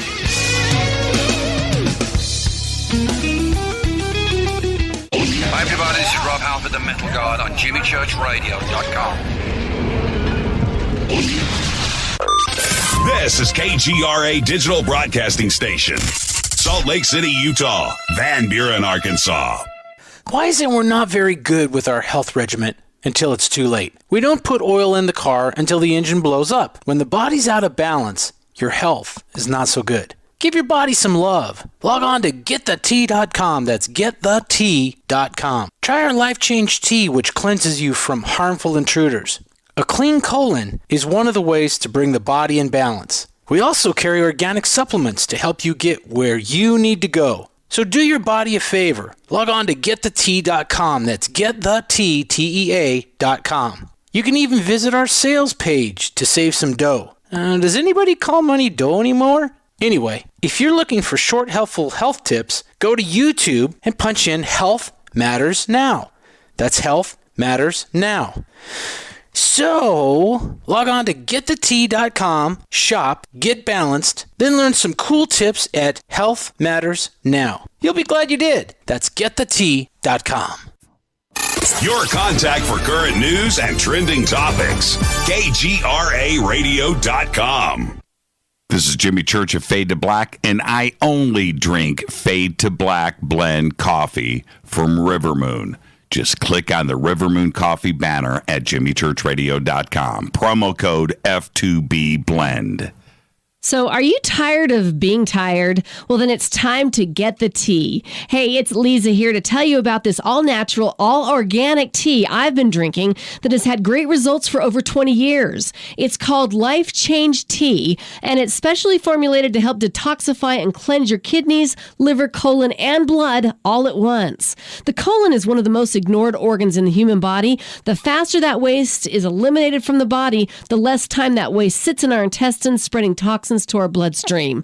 This tea helps cleanse chemicals caused by outside intruders from our entire digestive system. And get this, weight loss can be a side effect. And with continued use of the tea, you can experience clearer, healthier, younger looking skin, increased energy, and a happier outlook on life. So if you're tired of being tired, get the Life Change Tea at GetTheT.com. That's GetTheT.com. And like me, you'll be glad you did. Did you know that when you're on the road with limited data or Wi-Fi available, you can still listen to every minute of Fade to Black by just calling 605-562-4482. No smartphone, app, or internet needed.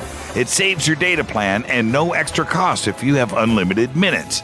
Just call 605-562-4482. You can listen to me, Jimmy Church, on any phone, anytime, anywhere.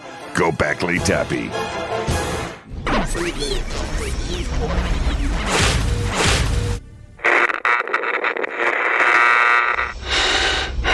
You want to know a secret? I love ponies. I really love ponies. I'm serious. I couldn't stay sane without ponies to brush. Why Fade to Black? Because you never got that pony. Damn it. This is Fade to Black with Jimmy Church on the Game Changer Radio Network and KGRA, the Global Radio Alliance.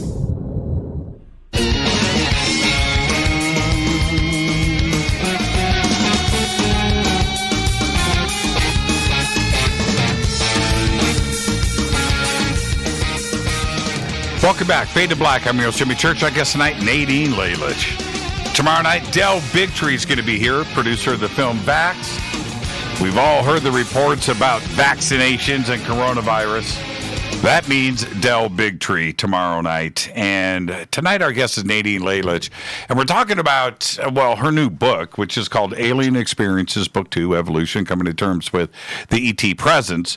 And right now we're talking about MyLab and what that program actually can mean. And Nadine, we've all heard the reports about somebody that has had a pretty fantastic sighting, UFO, and they report it, and then they get abducted, right? MyLab comes in and possibly does one of two things. One, they're going to extract information. They want to know what they've seen. There's that part of it and what kind of contact they made. And then the other part of it is to possibly get memories and things planted into them and to stage something to maybe scare them into silence or what, for whatever the reasons. But these MyLab abductions come on the heels of an actual UFO sighting. That, to me, is pretty terrifying. Yeah. Well, some of these events that have happened with me started with UFO sighting, too, during the years. Again, I have to go back to my own experience, and that's that when I've had a UFO sighting, there has been an ET contact. Okay, I haven't had a UFO sighting that did not follow with one. Mm-hmm. So I have not had a situation where I saw a UFO, something unusual in the sky, later to have a MyLab. So that hasn't been my particular experience. They may be doing that. I think there is a certain amount of, them wanting us to, dissuade us from talking about this, from bringing this out into the open, and especially if governments are in collusion with certain species that are coming to the planet, and we're always talking about power, aren't we? And we're always talking about military power. So yeah, they want all that hush hush, that yes, they can tap our brains and find out what's going on.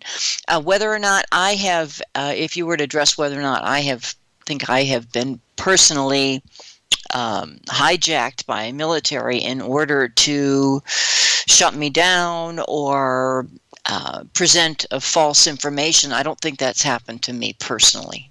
Not to say that it doesn't happen to others. And which side of the coin are we looking at? Are we looking at the military working with ET, cooperating with each other?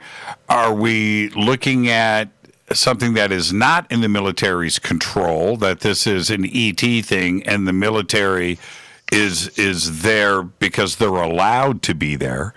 Or is this a government program that is in place that ET is involved with, right? We have 2 or 3 or 4 different scenarios to look at. Right. Well, it's only an opinion, and it's my opinion that, I think what we're seeing are, in our skies, are not ours, and we're seeing some that may be ours. It may be a combination, again, back to black and white. So if there's some kind of collusion, cooperation going in between certain species and the human species, well, they're going to be sharing information. But, it goes back again, too, that there's different motives of different species. They may be, some of the human powers that be may be tying up with some of the more friendly species, learning some of their technology in exchange for maybe, keeping a blind eye to abductions, working that way in order to get technology. And there may be another species out there that we're anticipating having conflicts with, and we're preparing.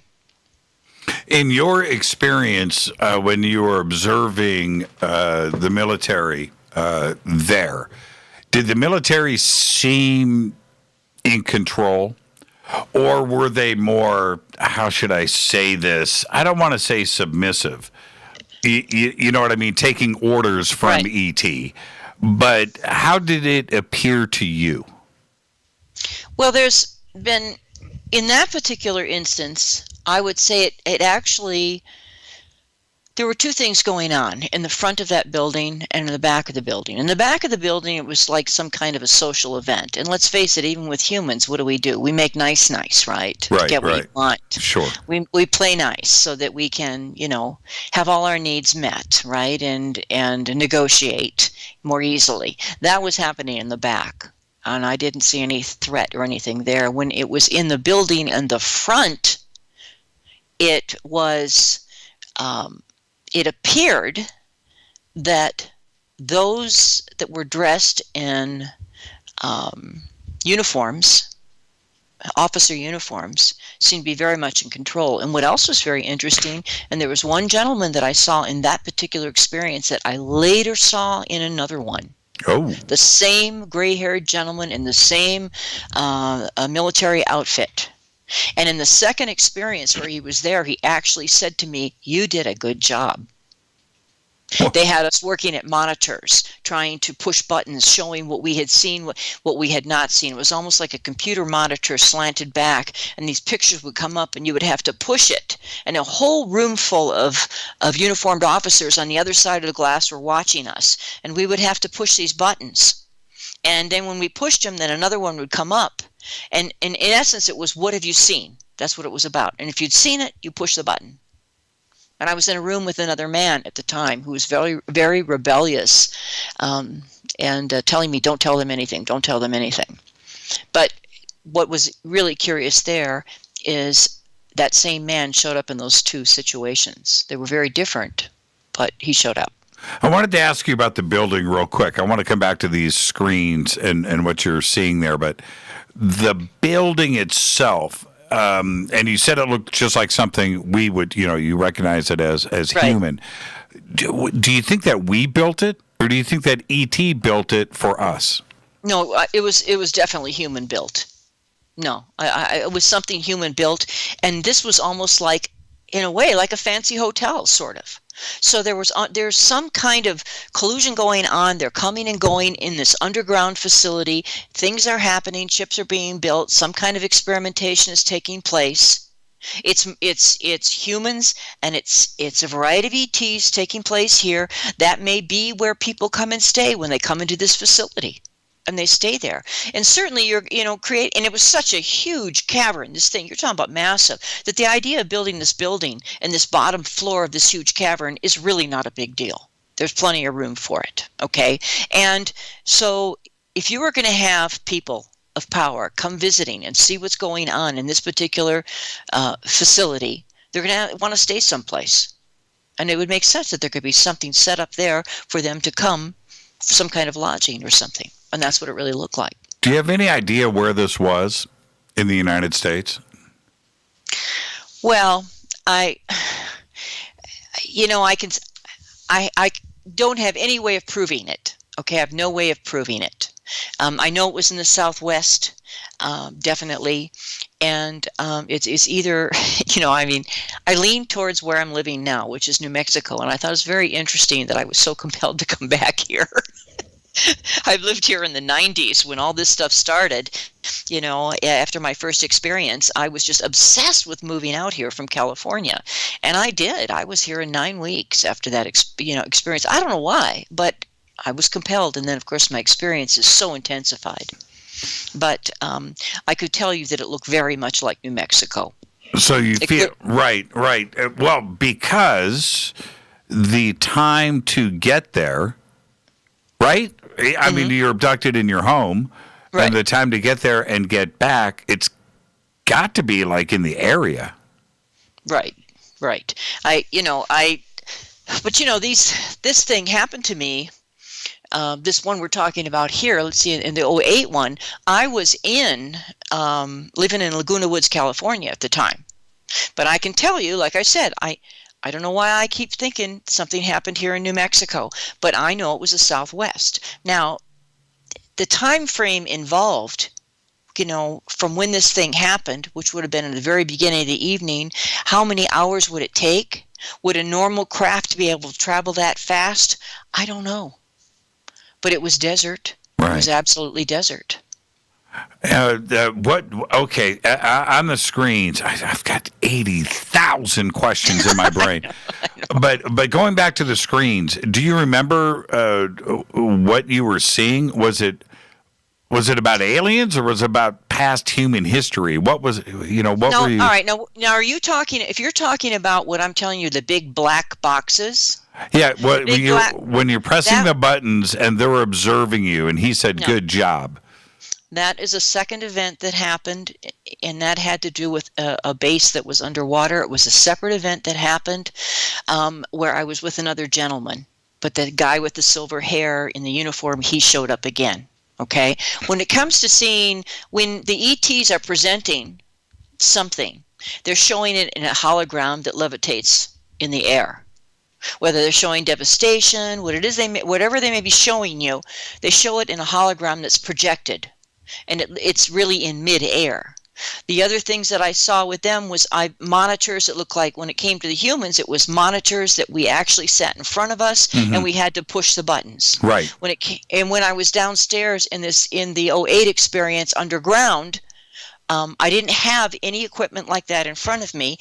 The only technology that I really saw was some type of audio technology. It's some kind of wave or audio technology that they were employing. Because think about it. I had no headphones on. I couldn't see behind me. They said, take her back, get rid of her, get her out of here, right? And the guys sitting in front of me were turning this machine on, and there were two big giant boxes. Why did they put headphones on?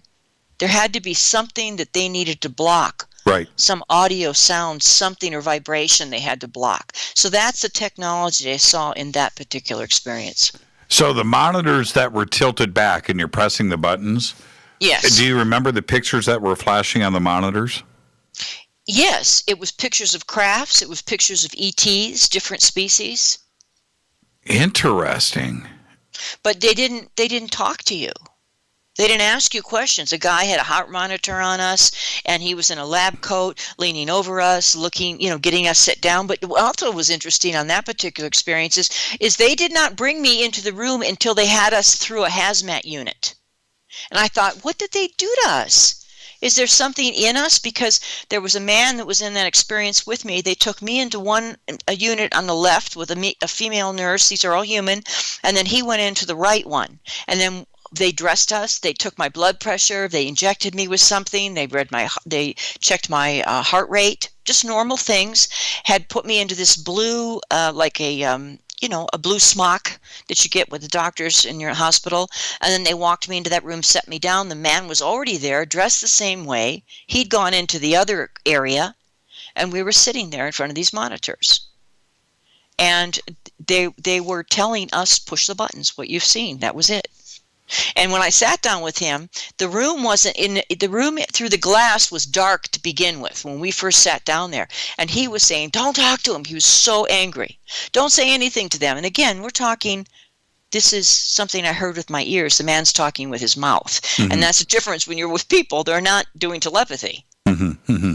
And he's hollering, don't talk to him. Don't say anything to him. Don't give him any information. And I pretty much ignored him, but they didn't talk to us. When that experience was over and we went back out, that's when that silver-haired, uniformed guy was there, and he said to me, good job. What year was this? Did these types of abductions, kidnappings, did they continue after this? I have only probably a half a dozen recollections, and I did only one of them. I did which was, I think, the underground. Barbara Lamb and I did a little bit of regression on that one, but to my knowledge, they did not happen a great deal. Okay. Now you asked me about the other one that I'm talking about, where in front of the monitor. That was about 2 years later. In 2010 that happened. Oh. And the first one in the underground was 2008. The reason why I'm asking about the 2010 one is because it sounded final, right? Did you have another one after that? Not to my knowledge. Yeah, very interesting. Did you feel like that's the vibe that I got? Do you feel that you were finished, that they were done? Well, you have to take into consideration the fact that the ET contacts themselves has dramatically lessened after menopause. Dramatically. Mm-hmm. Big difference. Mm-hmm. Okay. We're initially, if you go back to 91, when that thing first happened, and of course I can go back into my childhood now, and that's in the book too, when I was finally able to understand some of these things that were a mystery to me from my childhood. When you go back and you look at that, you see there's tremendous amount of activity. Maybe 3 times a week, going on and on and on for a while. And then over time, a few years pass, and then it's like maybe once every 3 months. Then it turns into once every 6 months. And depending what's going on with you, when there's a death in the family, a lot of turmoil or emotion, you get more ET contacts. And, there must... Go ahead. Well, I was going to say, because the comment from the gray-haired guy, right? Good job. Pat on the back. Right. It seems kind of final. Well, nothing to my knowledge happened since then, but I also wonder because there is, it's greatly reduced at this stage of my life, the amount of contact. So they may have gotten the information they were interested in by that point. Now, why would... Oh, go ahead. Well, simply because, they're also aware of how contact with ET slows down. If they're taking ovum from women for this breeding program, hybrid program for genetic manipulation, let's face it, after you hit your menopause for a woman, your eggs are not going to be good anymore. I'm going to look at the clock here. Nadine, I have 10 minutes before the bottom of the hour. Can I get you to hang on after the next segment, after the next commercial break, and we can continue this conversation? I will hang in there for That's what I'm talking about. So now let's go right back to it. What is the government up to? I mean, ultimately with the MyLab program, what's the objective? And I know it's a subjective answer, right? This is an opinion thing, but you've gone through the experiences. What's the goal? Well, I think they're afraid. They're afraid of certain races out there that they're very aware of. They're making nice with other races that are on the planet they can work with somewhat. It's all about power and control. They don't know what to do with these races. They don't know what's going to happen. And all these people are coming back from these experiences, and what are they saying? Doomsday. Something's hitting our planet. Is that true? I don't know. But there's a large number of experiencers, abductees, that are showing these terrible events taking place on the planet. Now, you could say to yourself, are they just screen memories? They're trying to scare us. But if you look at our planet and how it evolves historically, there's evolution. It's happening now. Look what's happening to our planet. Look what's happening to the ice on our planet. Things are shifting. We're going to go through another major geological shifts and changes. We're talking about pole shifts here. So, we're in a state here, we don't know what's going to happen. We've got ETs that are suggesting through contacts that they're going to be taking some of us off the planet to protect us and bring some back. They're giving certain people, telling them they're going to be liaisons, like they've alluded to me, or they're going to have other jobs when the crisis hits the planet. So, human military, the powers that be, are picking up some of this information. They're watching it, listening to it, trying to prepare for it. In the meantime, we're warring against each other on the planet. So they want power and control. What's this technology? How can I kill them quicker, faster, get it first? Pretty nasty mess. And the ongoing involvement, which has to be part of our reality, and I'm talking about out of Washington, D.C., and other state actors from around the world. This isn't an American thing. This is a planet Earth thing. But the government has to be fully aware. Has to be. Yeah. Right? Has to be. There's just no question about that part of it. I don't have. You're asking me before. I'm telling you percentages and how I believe things. I believe that's 100%. Yeah, I'm going 105. Yes. I'm going to $1.05. I'm going to $1.05 on that. But Nadine, the community that wants disclosure and wants the government to admit to these things and that we're getting close to it, they would have to explain a lot of stuff. It's never going to happen. I don't believe it's ever going to happen. Our disclosure is going to happen through all of us, right? And to the very end, they're going to stand up there and they're going to be saying, in their little power mongers in their little offices are going to be saying, it's not real, it never happened, it's not true, we've never seen one, and we're going to be way down the line on that. There's going to come some point it's just not going to matter anymore, because we're going to know it's out there, it's happening now, disclosure is happening now. I'm so interested in this question. I ask every guest, why would the Pentagon, specifically the United States Navy, start talking about UFOs and UAPs, but they talk about it almost in the third person? They don't want to say it's alien. They're saying it's alien. They're saying maybe it's UAPs, it's unidentified, it's invading our airspace, our military is possibly being threatened here, and they play the fear card, but they won't cross the line. Why? Yeah. Why? You know what I mean? It's almost worse than. And it's 7-card draw. They're going to keep a few cards to themselves all the time. They got to give us something, a little teeny bit of tidbit. We're seeing what the power of the people can be, aren't we? Lately. Yeah, I agree with that. Yeah.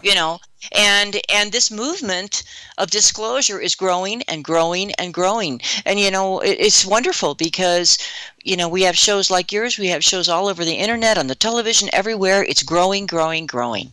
And we still have some measure of electing our politicians, some measure. They all want to play the game and they don't want to come out and say anything. But, we're power mongers. It's power and control.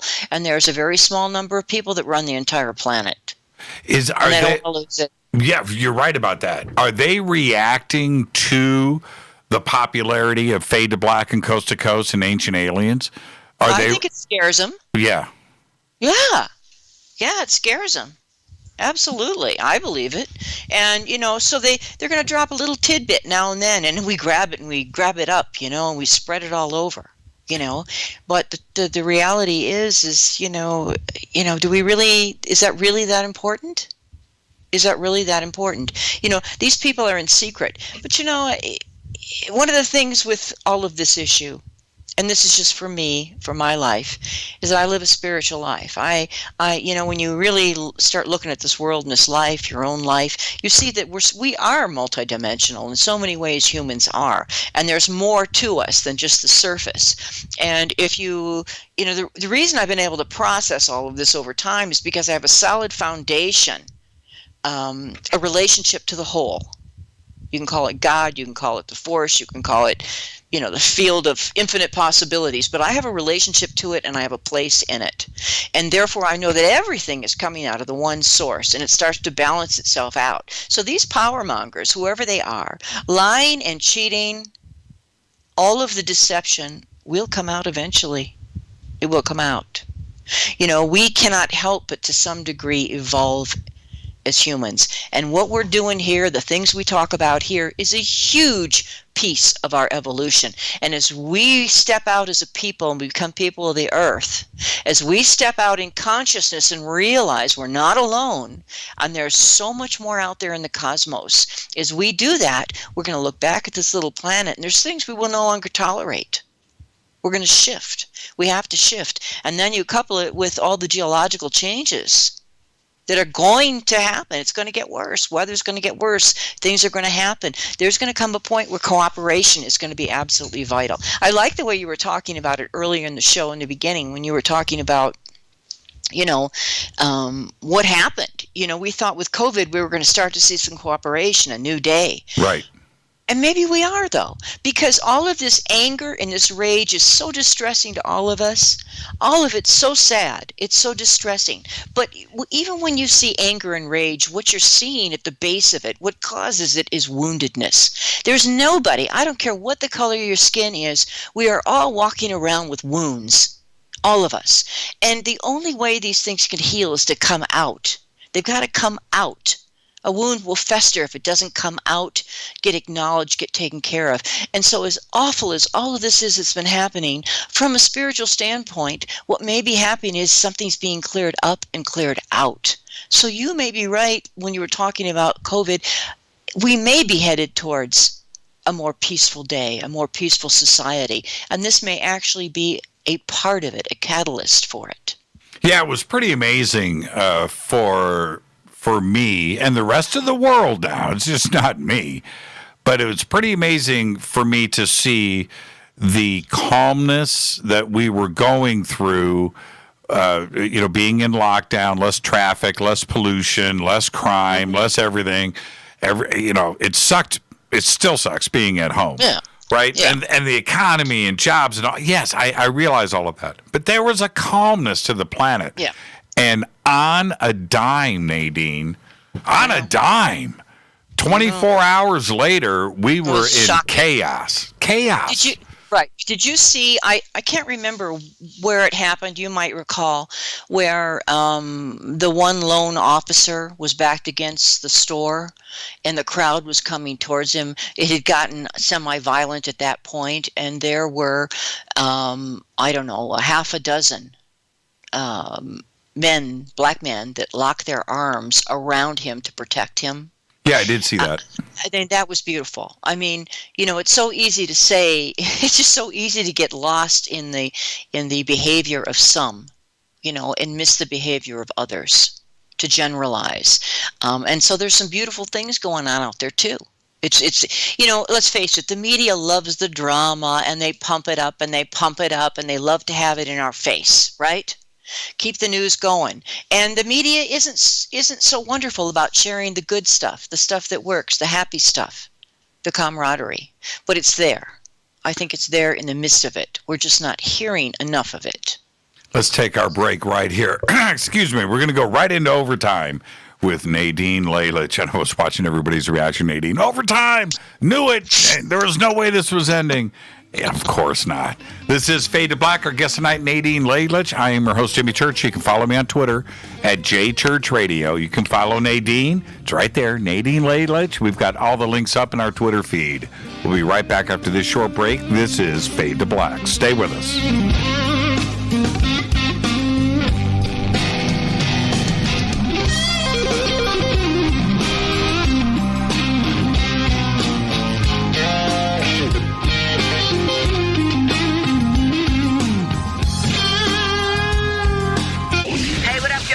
Vivica Fox here, and you are listening to my boy, Jimmy Church, on JimmyChurchRadio.com. Despite popular opinion, reading a book will not make you smarter. But listening to Jimmy Church will. This is Jimmy Church of Fade to Black, and I take Life Change Tea supplements every single day. It's what I do. Click on their banner at JimmyChurchRadio.com. When you take the beans from Central America with dashes of Indonesian and African mixed in and then roast it to the dark side of Fade to Black, you create the ultimate brew of fringe.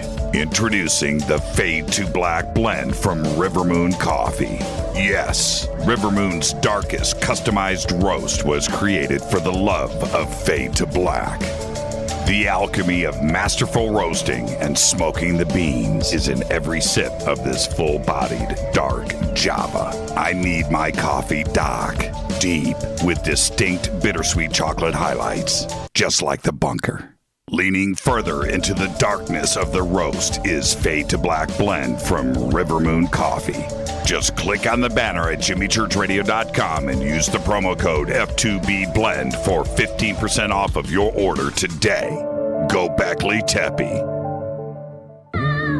Hello, my name is Billy Carson, and I am a best-selling author and the founder of ForbiddenKnowledge.tv. Together with my team, we have built an all-new conscious streaming TV platform designed with every family member in mind. If you have ever wanted to travel the world and attend lectures and workshops from your favorite speakers but weren't able to, look no further. ForbiddenKnowledge.tv. There are dozens of workshops and lectures from speakers you know and love. We have also included amazing categories to assure that your consciousness is entertained and elevating on a daily basis. Amazing interviews, ancient history, ascension knowledge, wisdom teachings, documentaries, conspiracies, mysteries, health and fitness, conscious cooking, meditations, finance, yoga, and so much more. To start your free trial on any mobile device or computer, surf to ForbiddenKnowledge.tv. That's Forbidden Knowledge with the number 4, ForbiddenKnowledge.tv. Again, visit ForbiddenKnowledge.tv today. Are you intrigued by Paranormal Talk Radio? You'll love the new Paranormal Radio app from TalkStream Live. You'll find a great selection of talk shows covering UFOs, ghosts, strange phenomena, and much more. Download the Paranormal Radio app now and start listening to the very best in paranormal talk entertainment, including the network you're listening to right now, the Paranormal Radio app, free in Google Play and the iOS App Store. Erica, Brittany, Gabby, and you're listening to JimyChurchRadio.com. It's not a lifestyle we chose. We were born this way. KGRARadio.com.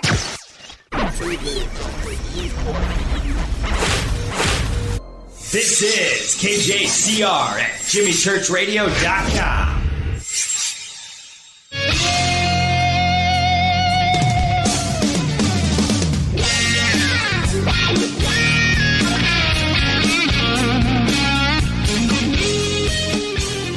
Welcome back. Fade to Black, Overtime with Nadine Lalich. I'm your host, Jimmy Church. Again, you can follow me on Twitter at JChurchRadio. Join the conversation.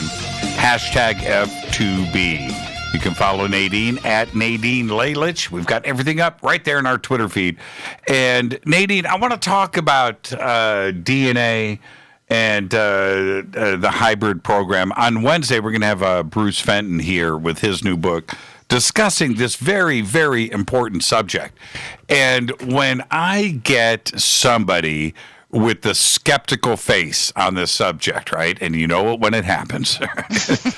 and they go, okay, well, Jimmy, what proof of it do you have? I immediately say us. Us. 200,000 years ago, you and I, Homo sapien sapien, just appeared out of nowhere. Upright, done, Homo sapien sapien. That's it, with changes in our DNA. And that just didn't happen on its own. There isn't some miracle of nature, lightning strike, that just came down and altered our DNA and suddenly we just appeared on this planet. I don't have an explanation for it, but the easiest thing that I can think of is that we were messed with. We were placed here. And I'm okay with that because right now we don't have an alternative. There's nothing in the fossil record. I'm real okay with that. I got to tell you. It's true. Yeah. I mean, we're an interesting species. And if you do come to a point where you do believe we've been seeded on this planet, if you look at Zecharia Sitchin and the Anasazis and Sumerians and all of that, it's such a fascinating study of what took place there. I do believe there's a very good possibility we've been seeded and that we've probably been altered along the way. One of the things that's interesting, and Joe Montaldo's doing a lot of that, is dealing with the RH factor. How many people that are having these experiences also have RH blood, RH negative? And there's a lot of people, and I have it also. Oh, you're RH? Yeah. Wow. Yeah, okay, well, that's a whole nother door you just opened. That's a whole nother door. I know. Okay. Yeah. But you were presented, I want you to use your own words, of course, but you were presented with this evidence, and you confronted, well, wait a minute. I'm telling your story. Okay. What happened? Well, first of all, through the years, I had through my late 20s and 30s, I kept having what I thought was a reoccurring dream. Okay, and it was a reoccurring dream that I was in this room, and I thought it was a dream back then. This is before my 91 experience. And it was a dream, and I saw a little girl, and I was being watched. It was very foggy, but in the dream, and it repeated itself a lot. And I would see this little girl, and she had very sketchy blonde hair. Her skin was in very bad condition. She was 3 or 4 years old, and I was being encouraged in the dream. People were watching, and I'm thinking, well, maybe it's my relatives. And I would be presented with this little girl, and oh my God, I just was so moved by her, deeply, deeply moved.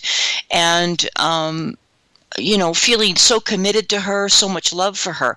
Well, I never, I kind of passed that off through the years and didn't think much of it. But after the 91 experience, and I sat on that for a number of years, meaning I didn't talk about it for about 12, 13, 14 years at all, and I kept it to myself except for journaling. Some of the experiences happened where I was presented with an adult that you would consider a hybrid on some of the crafts during some of the experiences. And when this happened, in one time in particular, it was so deeply moving. Yvonne, I did a regression once with Yvonne Smith on this one, and I had all the recollection, but I did one with her, and I just cried and cried because I was presented with her, and she would be an absolute replica to the child that I saw in what I thought was repeating dreams years before. And she was a very tall, very slender. She had the blonde hair but shaved very short in her head. Her eyes were very large, huge, but they also were blue, and my eyes are very blue. And she came out on a number of occasions and would stand next to me. And one in particular was very difficult because there was a door that it looked like I was on a craft, and she came out of a door and she stood beside my chair, and then she lifted her hand up, but she was very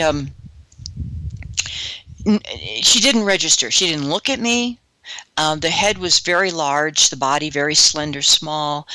Maybe she stood 5.5 feet tall, something like that. And she laid one of her hands on my shoulder. And I'm telling you, the emotion that I felt was exactly what a mother feels for a child. It was just overwhelming, just absolutely overwhelming. It was breaking my heart because she was so subdued. And the sense that I had is that I felt this sense that if indeed this was a hybrid and it was the one I'd seen as a child, the time frame worked, because at that time she would have been in her 20s, and it absolutely matched the time that years before when I would have seen her as a child in what I thought was a dream, quote unquote. But the sense of being lost was profound. And the overwhelming sense I had, and I had other occasions where I did see babies deformed, horribly deformed babies through these windows, was that they don't belong anywhere. They're experiments. They lived on the craft. They're all a little different. But the feeling was that they alluded to was that she had been, created from my genetic material. So you kind of answered my question for me, except women, okay, you find out that you're pregnant, you do the calculations, okay, must have conceived on this day, project forward, now the due date is blah, blah, blah, right? We do these things. You must have gone through the same thing. You kind of answered it there, right? It fit the timeline. Mm-hmm. But going back, was there, as you're guessing her age, was there a time when they did remove eggs from your body?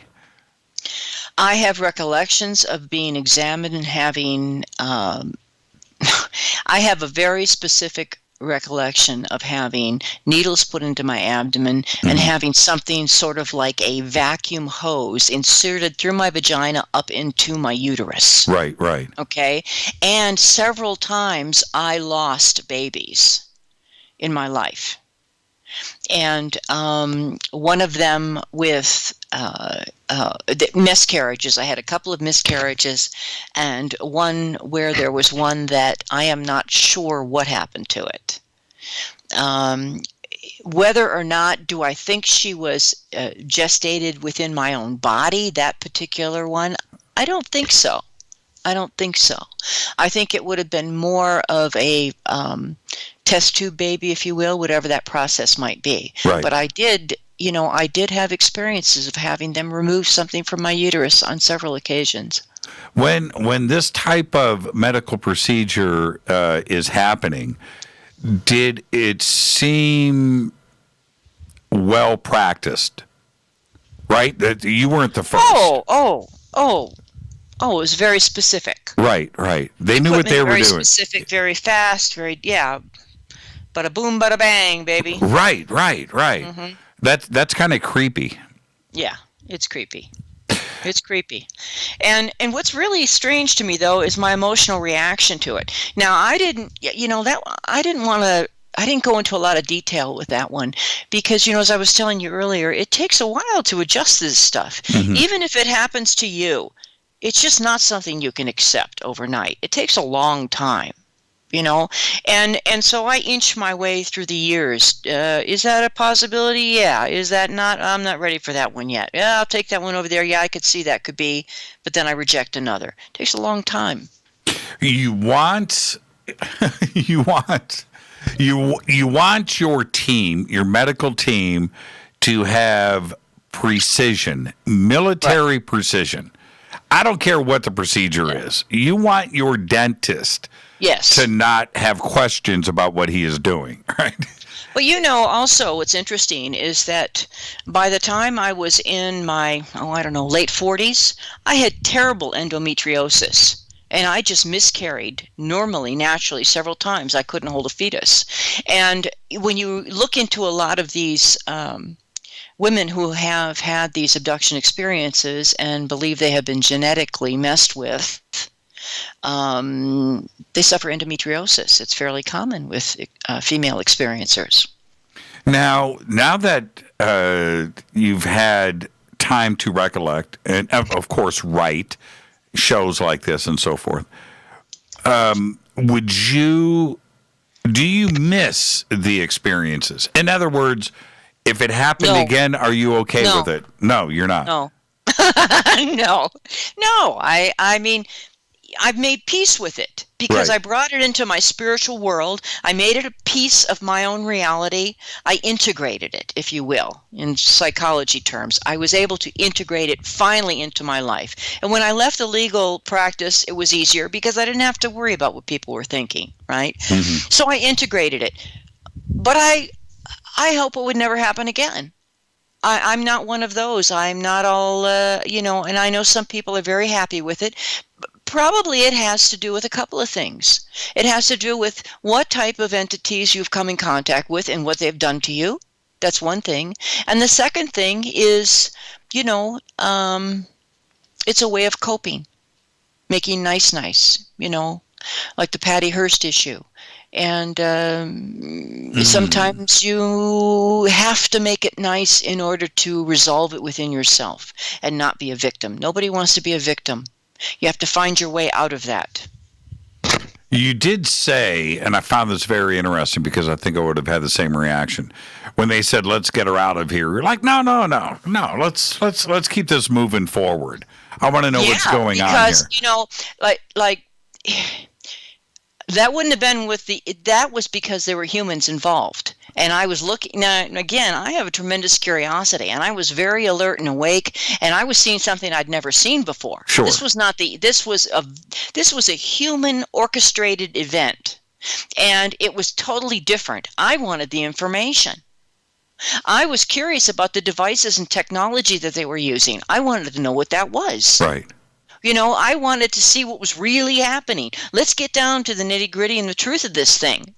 Now, the ETs weren't going to do that, and this was the closest I was going to come to it. If I had some form of cooperation with these military, potentially military people here, maybe I would have got more information.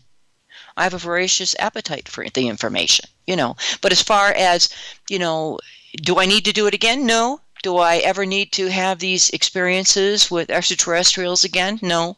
No, I don't. I didn't want it to happen then, and I don't need it to happen now. With the ongoing hybrid program, which I think has been ongoing for 200,000 years. Okay, that's my firm belief. I don't think I'm ever going to get off of that. Mm-hmm. But just like we can assume that was your daughter that was standing next to you. Yes. Could your daughter have walked down the street and been absorbed into a crowd? No, definitely not. I have an illustration of her there also. I think, we look what we do with our genetic experiments. I heard something recently about a Chihuahua being bred with a German Shepherd or something. God only knows what they're doing behind doors in these genetic laboratories. But it would stand to reason that over time they might become more adept at it and be able to produce hybrids that do certainly look more human. In this particular case, that was not the case. She would not fit. And perhaps maybe that's why she was confined to a ship for her life. Right. She did not fit. Right. And what do you hear think? Some people say that some of the hybrids live only on ship. And if they look like her, they would have to. Right. What do you think? I know you thought about this. Hopefully nobody's ever asked you this question before. What do you think her father looked like? Who was her father? If I was to, she could have been, the genetic could have been the taller gray. It could even be a tall white, genetically. Wow. I didn't expect that. In that, when you anything could be anybody's genetic material could be put together. Sure. In a test tube and created that way. Right. And it's interesting that I wanted to ask you about. I'm looking at the clock. I got to keep these questions going. The tall white that you describe in the book. Help me understand the human features, because we've heard over the years, the word Nordic and Northern European, and we identify geographically with that. That's not Nordic. He's not Nordic. Right. No. So the tall white is not like that. The tall white has an unusually shaped head, a very small chin, and a large crown of the head and forehead, and it has it slants down in the middle and comes back out. I haven't seen any that have any hair on their head. I haven't seen that. Their eyes are very large, but not black, almost faceted off to the side of their head. They're faceted. There is some white around it, but there's facets in it. They're very unusual looking. They also have almost no mouth and almost no nose, but the top part of the head is bulbous almost. It's a very different shape, and they always wear some kind of like a long cloth robe or something over them. Mm-hmm. I pick up every time I have seen what I would call myself a tall white like that, I've seen one that I recognized repeatedly, and I've seen several others, but they seem to hold some kind of, they don't express emotion. You don't see facial gestures or, animation. You don't see that. But I still pick up disdain and a distaste for humans from that particular species. I even had one telepathic interaction with a tall gray, and I had asked her in my mind whether or not she found humans repulsive, and she said yes. Do you think this program is still ongoing? Oh, absolutely. I may not be a part of it because I'm not of a breeding age anymore. I'm not useful in that way. And I've had some sort of direction and some kind of instruction or training or, subconscious psychological programming to perform during some kind of crisis. And that's all taken care of. That's already done. So they don't really need much with me now at this point. That's the way I see it. Do you think that the objective of the program is to eventually move us out of the way, right? To remove the human aspects of us. No, I think that some, if we are indeed a creation, a genetic creation, I believe we are. I think it's probably a collective effort, maybe from several species, and I think we're a fascinating race. I think that they put us together and got us started, and then we evolved in a way they hadn't anticipated. Yes, we evolved with a lot of the violence and the power-mongering, a lot of the selfishness, self-centeredness, a lot of things, but we also evolved in another direction. They did not see it coming, and it did not come from them. Because, it's like we can plant a seed, but then the overall power of the one life, nature, the field of infinite possibility, it's the greater intelligence, the whole, it takes over. It's not just them creating us. There is the power of creation at work also. So they may have started us and interceded periodically, but also the power of creation was in there on its own, and it began to involve us into a different direction that maybe they had not anticipated or seen before. And they have become, several species, very, very curious about us. What is it? How is it? They show how our brain works when you look at some of the medical studies on how we work, and emotions release certain, chemicals and peptides in our brains, but it still really does not explain, why a mother throws herself in front of a speeding vehicle to save her child or another human being, or, there are things that we have here happening that I think they didn't see coming. And did not come from them, but came from the overall creator. And I don't know if that answered your question. Well, it does. It does, actually. Which, okay. and going back, we have 3 short minutes. Okay. Going back to your comment from the feeling you got from the tall white and the comment that you got from the tall gray, do they give a crap about us? Are they here to save us? Or is the disdain real? I see them more as experimenters and scientists. The mantis being that has repeatedly been in my life, actually I have felt compassion and interest and a true, genuine interest in humanity. And actually almost that the mantis that I have encountered actually standing up and fighting for our development as humans. Some of the other species, I have not seen that. It's more scientific, I believe. Obligatory, scientific, following through their work. That's how I see it. Yeah, I remember you mentioning years ago that the mantis being was the one that had compassion and empathy. Yes. And cared. Was absolutely, definitely had a sense of compassion. Not overly so, but had almost a commitment to the humanity moving forward. That's what I experienced. But I will tell you that, to my knowledge, the best of my knowledge, I've only encountered the one repeatedly. Only the one. Same one. Same one. Same being. Yep. Exactly. That seems to know me.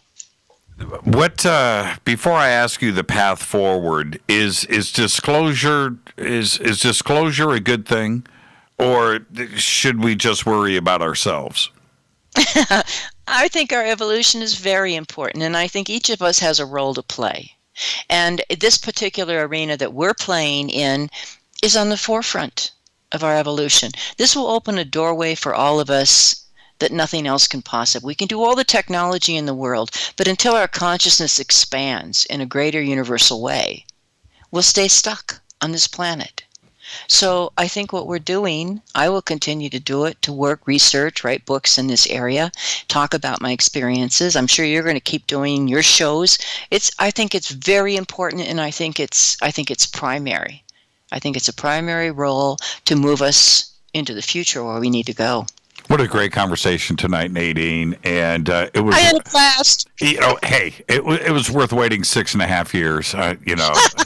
It won't be that long till the next. We've got so much that we left on the table tonight, everybody. Nadine and I talked before the show. There was way too much to get in tonight. But very soon, Nadine would love to invite you back where we can, we'll pick one segment of this and just go there for the entire show. And I look forward to that. Where can everybody get the book? It's in audio now on audio.com. It's on Amazon, Barnes & Noble. It's off my website, alienexperiences.com. It's out there. Okay, thank you so much, and we'll continue to have all the links up in social media for the book. Right. And we've got you up in Twitter.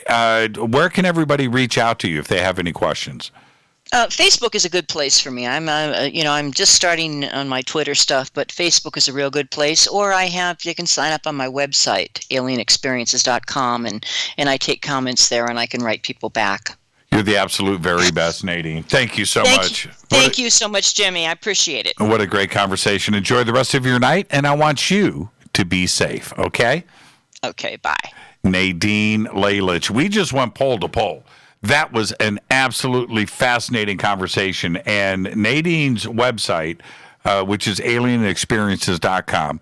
The link for that and everything else is over at jimmychurchradio.com, and certainly you can follow her on Twitter now at Nadine Lalich and Facebook.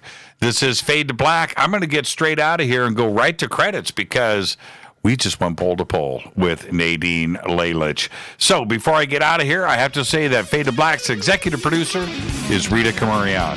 The show is produced by Hilton J. Palm, Renee, Dennis, and Kevin. Announcers are Steve Harder, Gene Vitoa, Mark D. Kovar. Webmaster is Drew the Geek. Music, Doug Aldrich. Intro, Spaceboy, spaceboymusic.com. Fade to Black is produced by KJCR for the Game Changer Network, and syndication is KGRA, The Planet. This broadcast is owned and copyrighted 2020 by Fade to Black and the Game Changer Network, Inc. It cannot be rebroadcast, downloaded, copied, or used anywhere in the known universe without written permission from Fade to Black or the Game Changer Network. I'm your host, Jimmy Church. Tomorrow night, right here, Del Bigtree. I want to thank Nadine Lalich. I'm your host, Jimmy Church. Until tomorrow night, be safe. Go Beckley Tappy.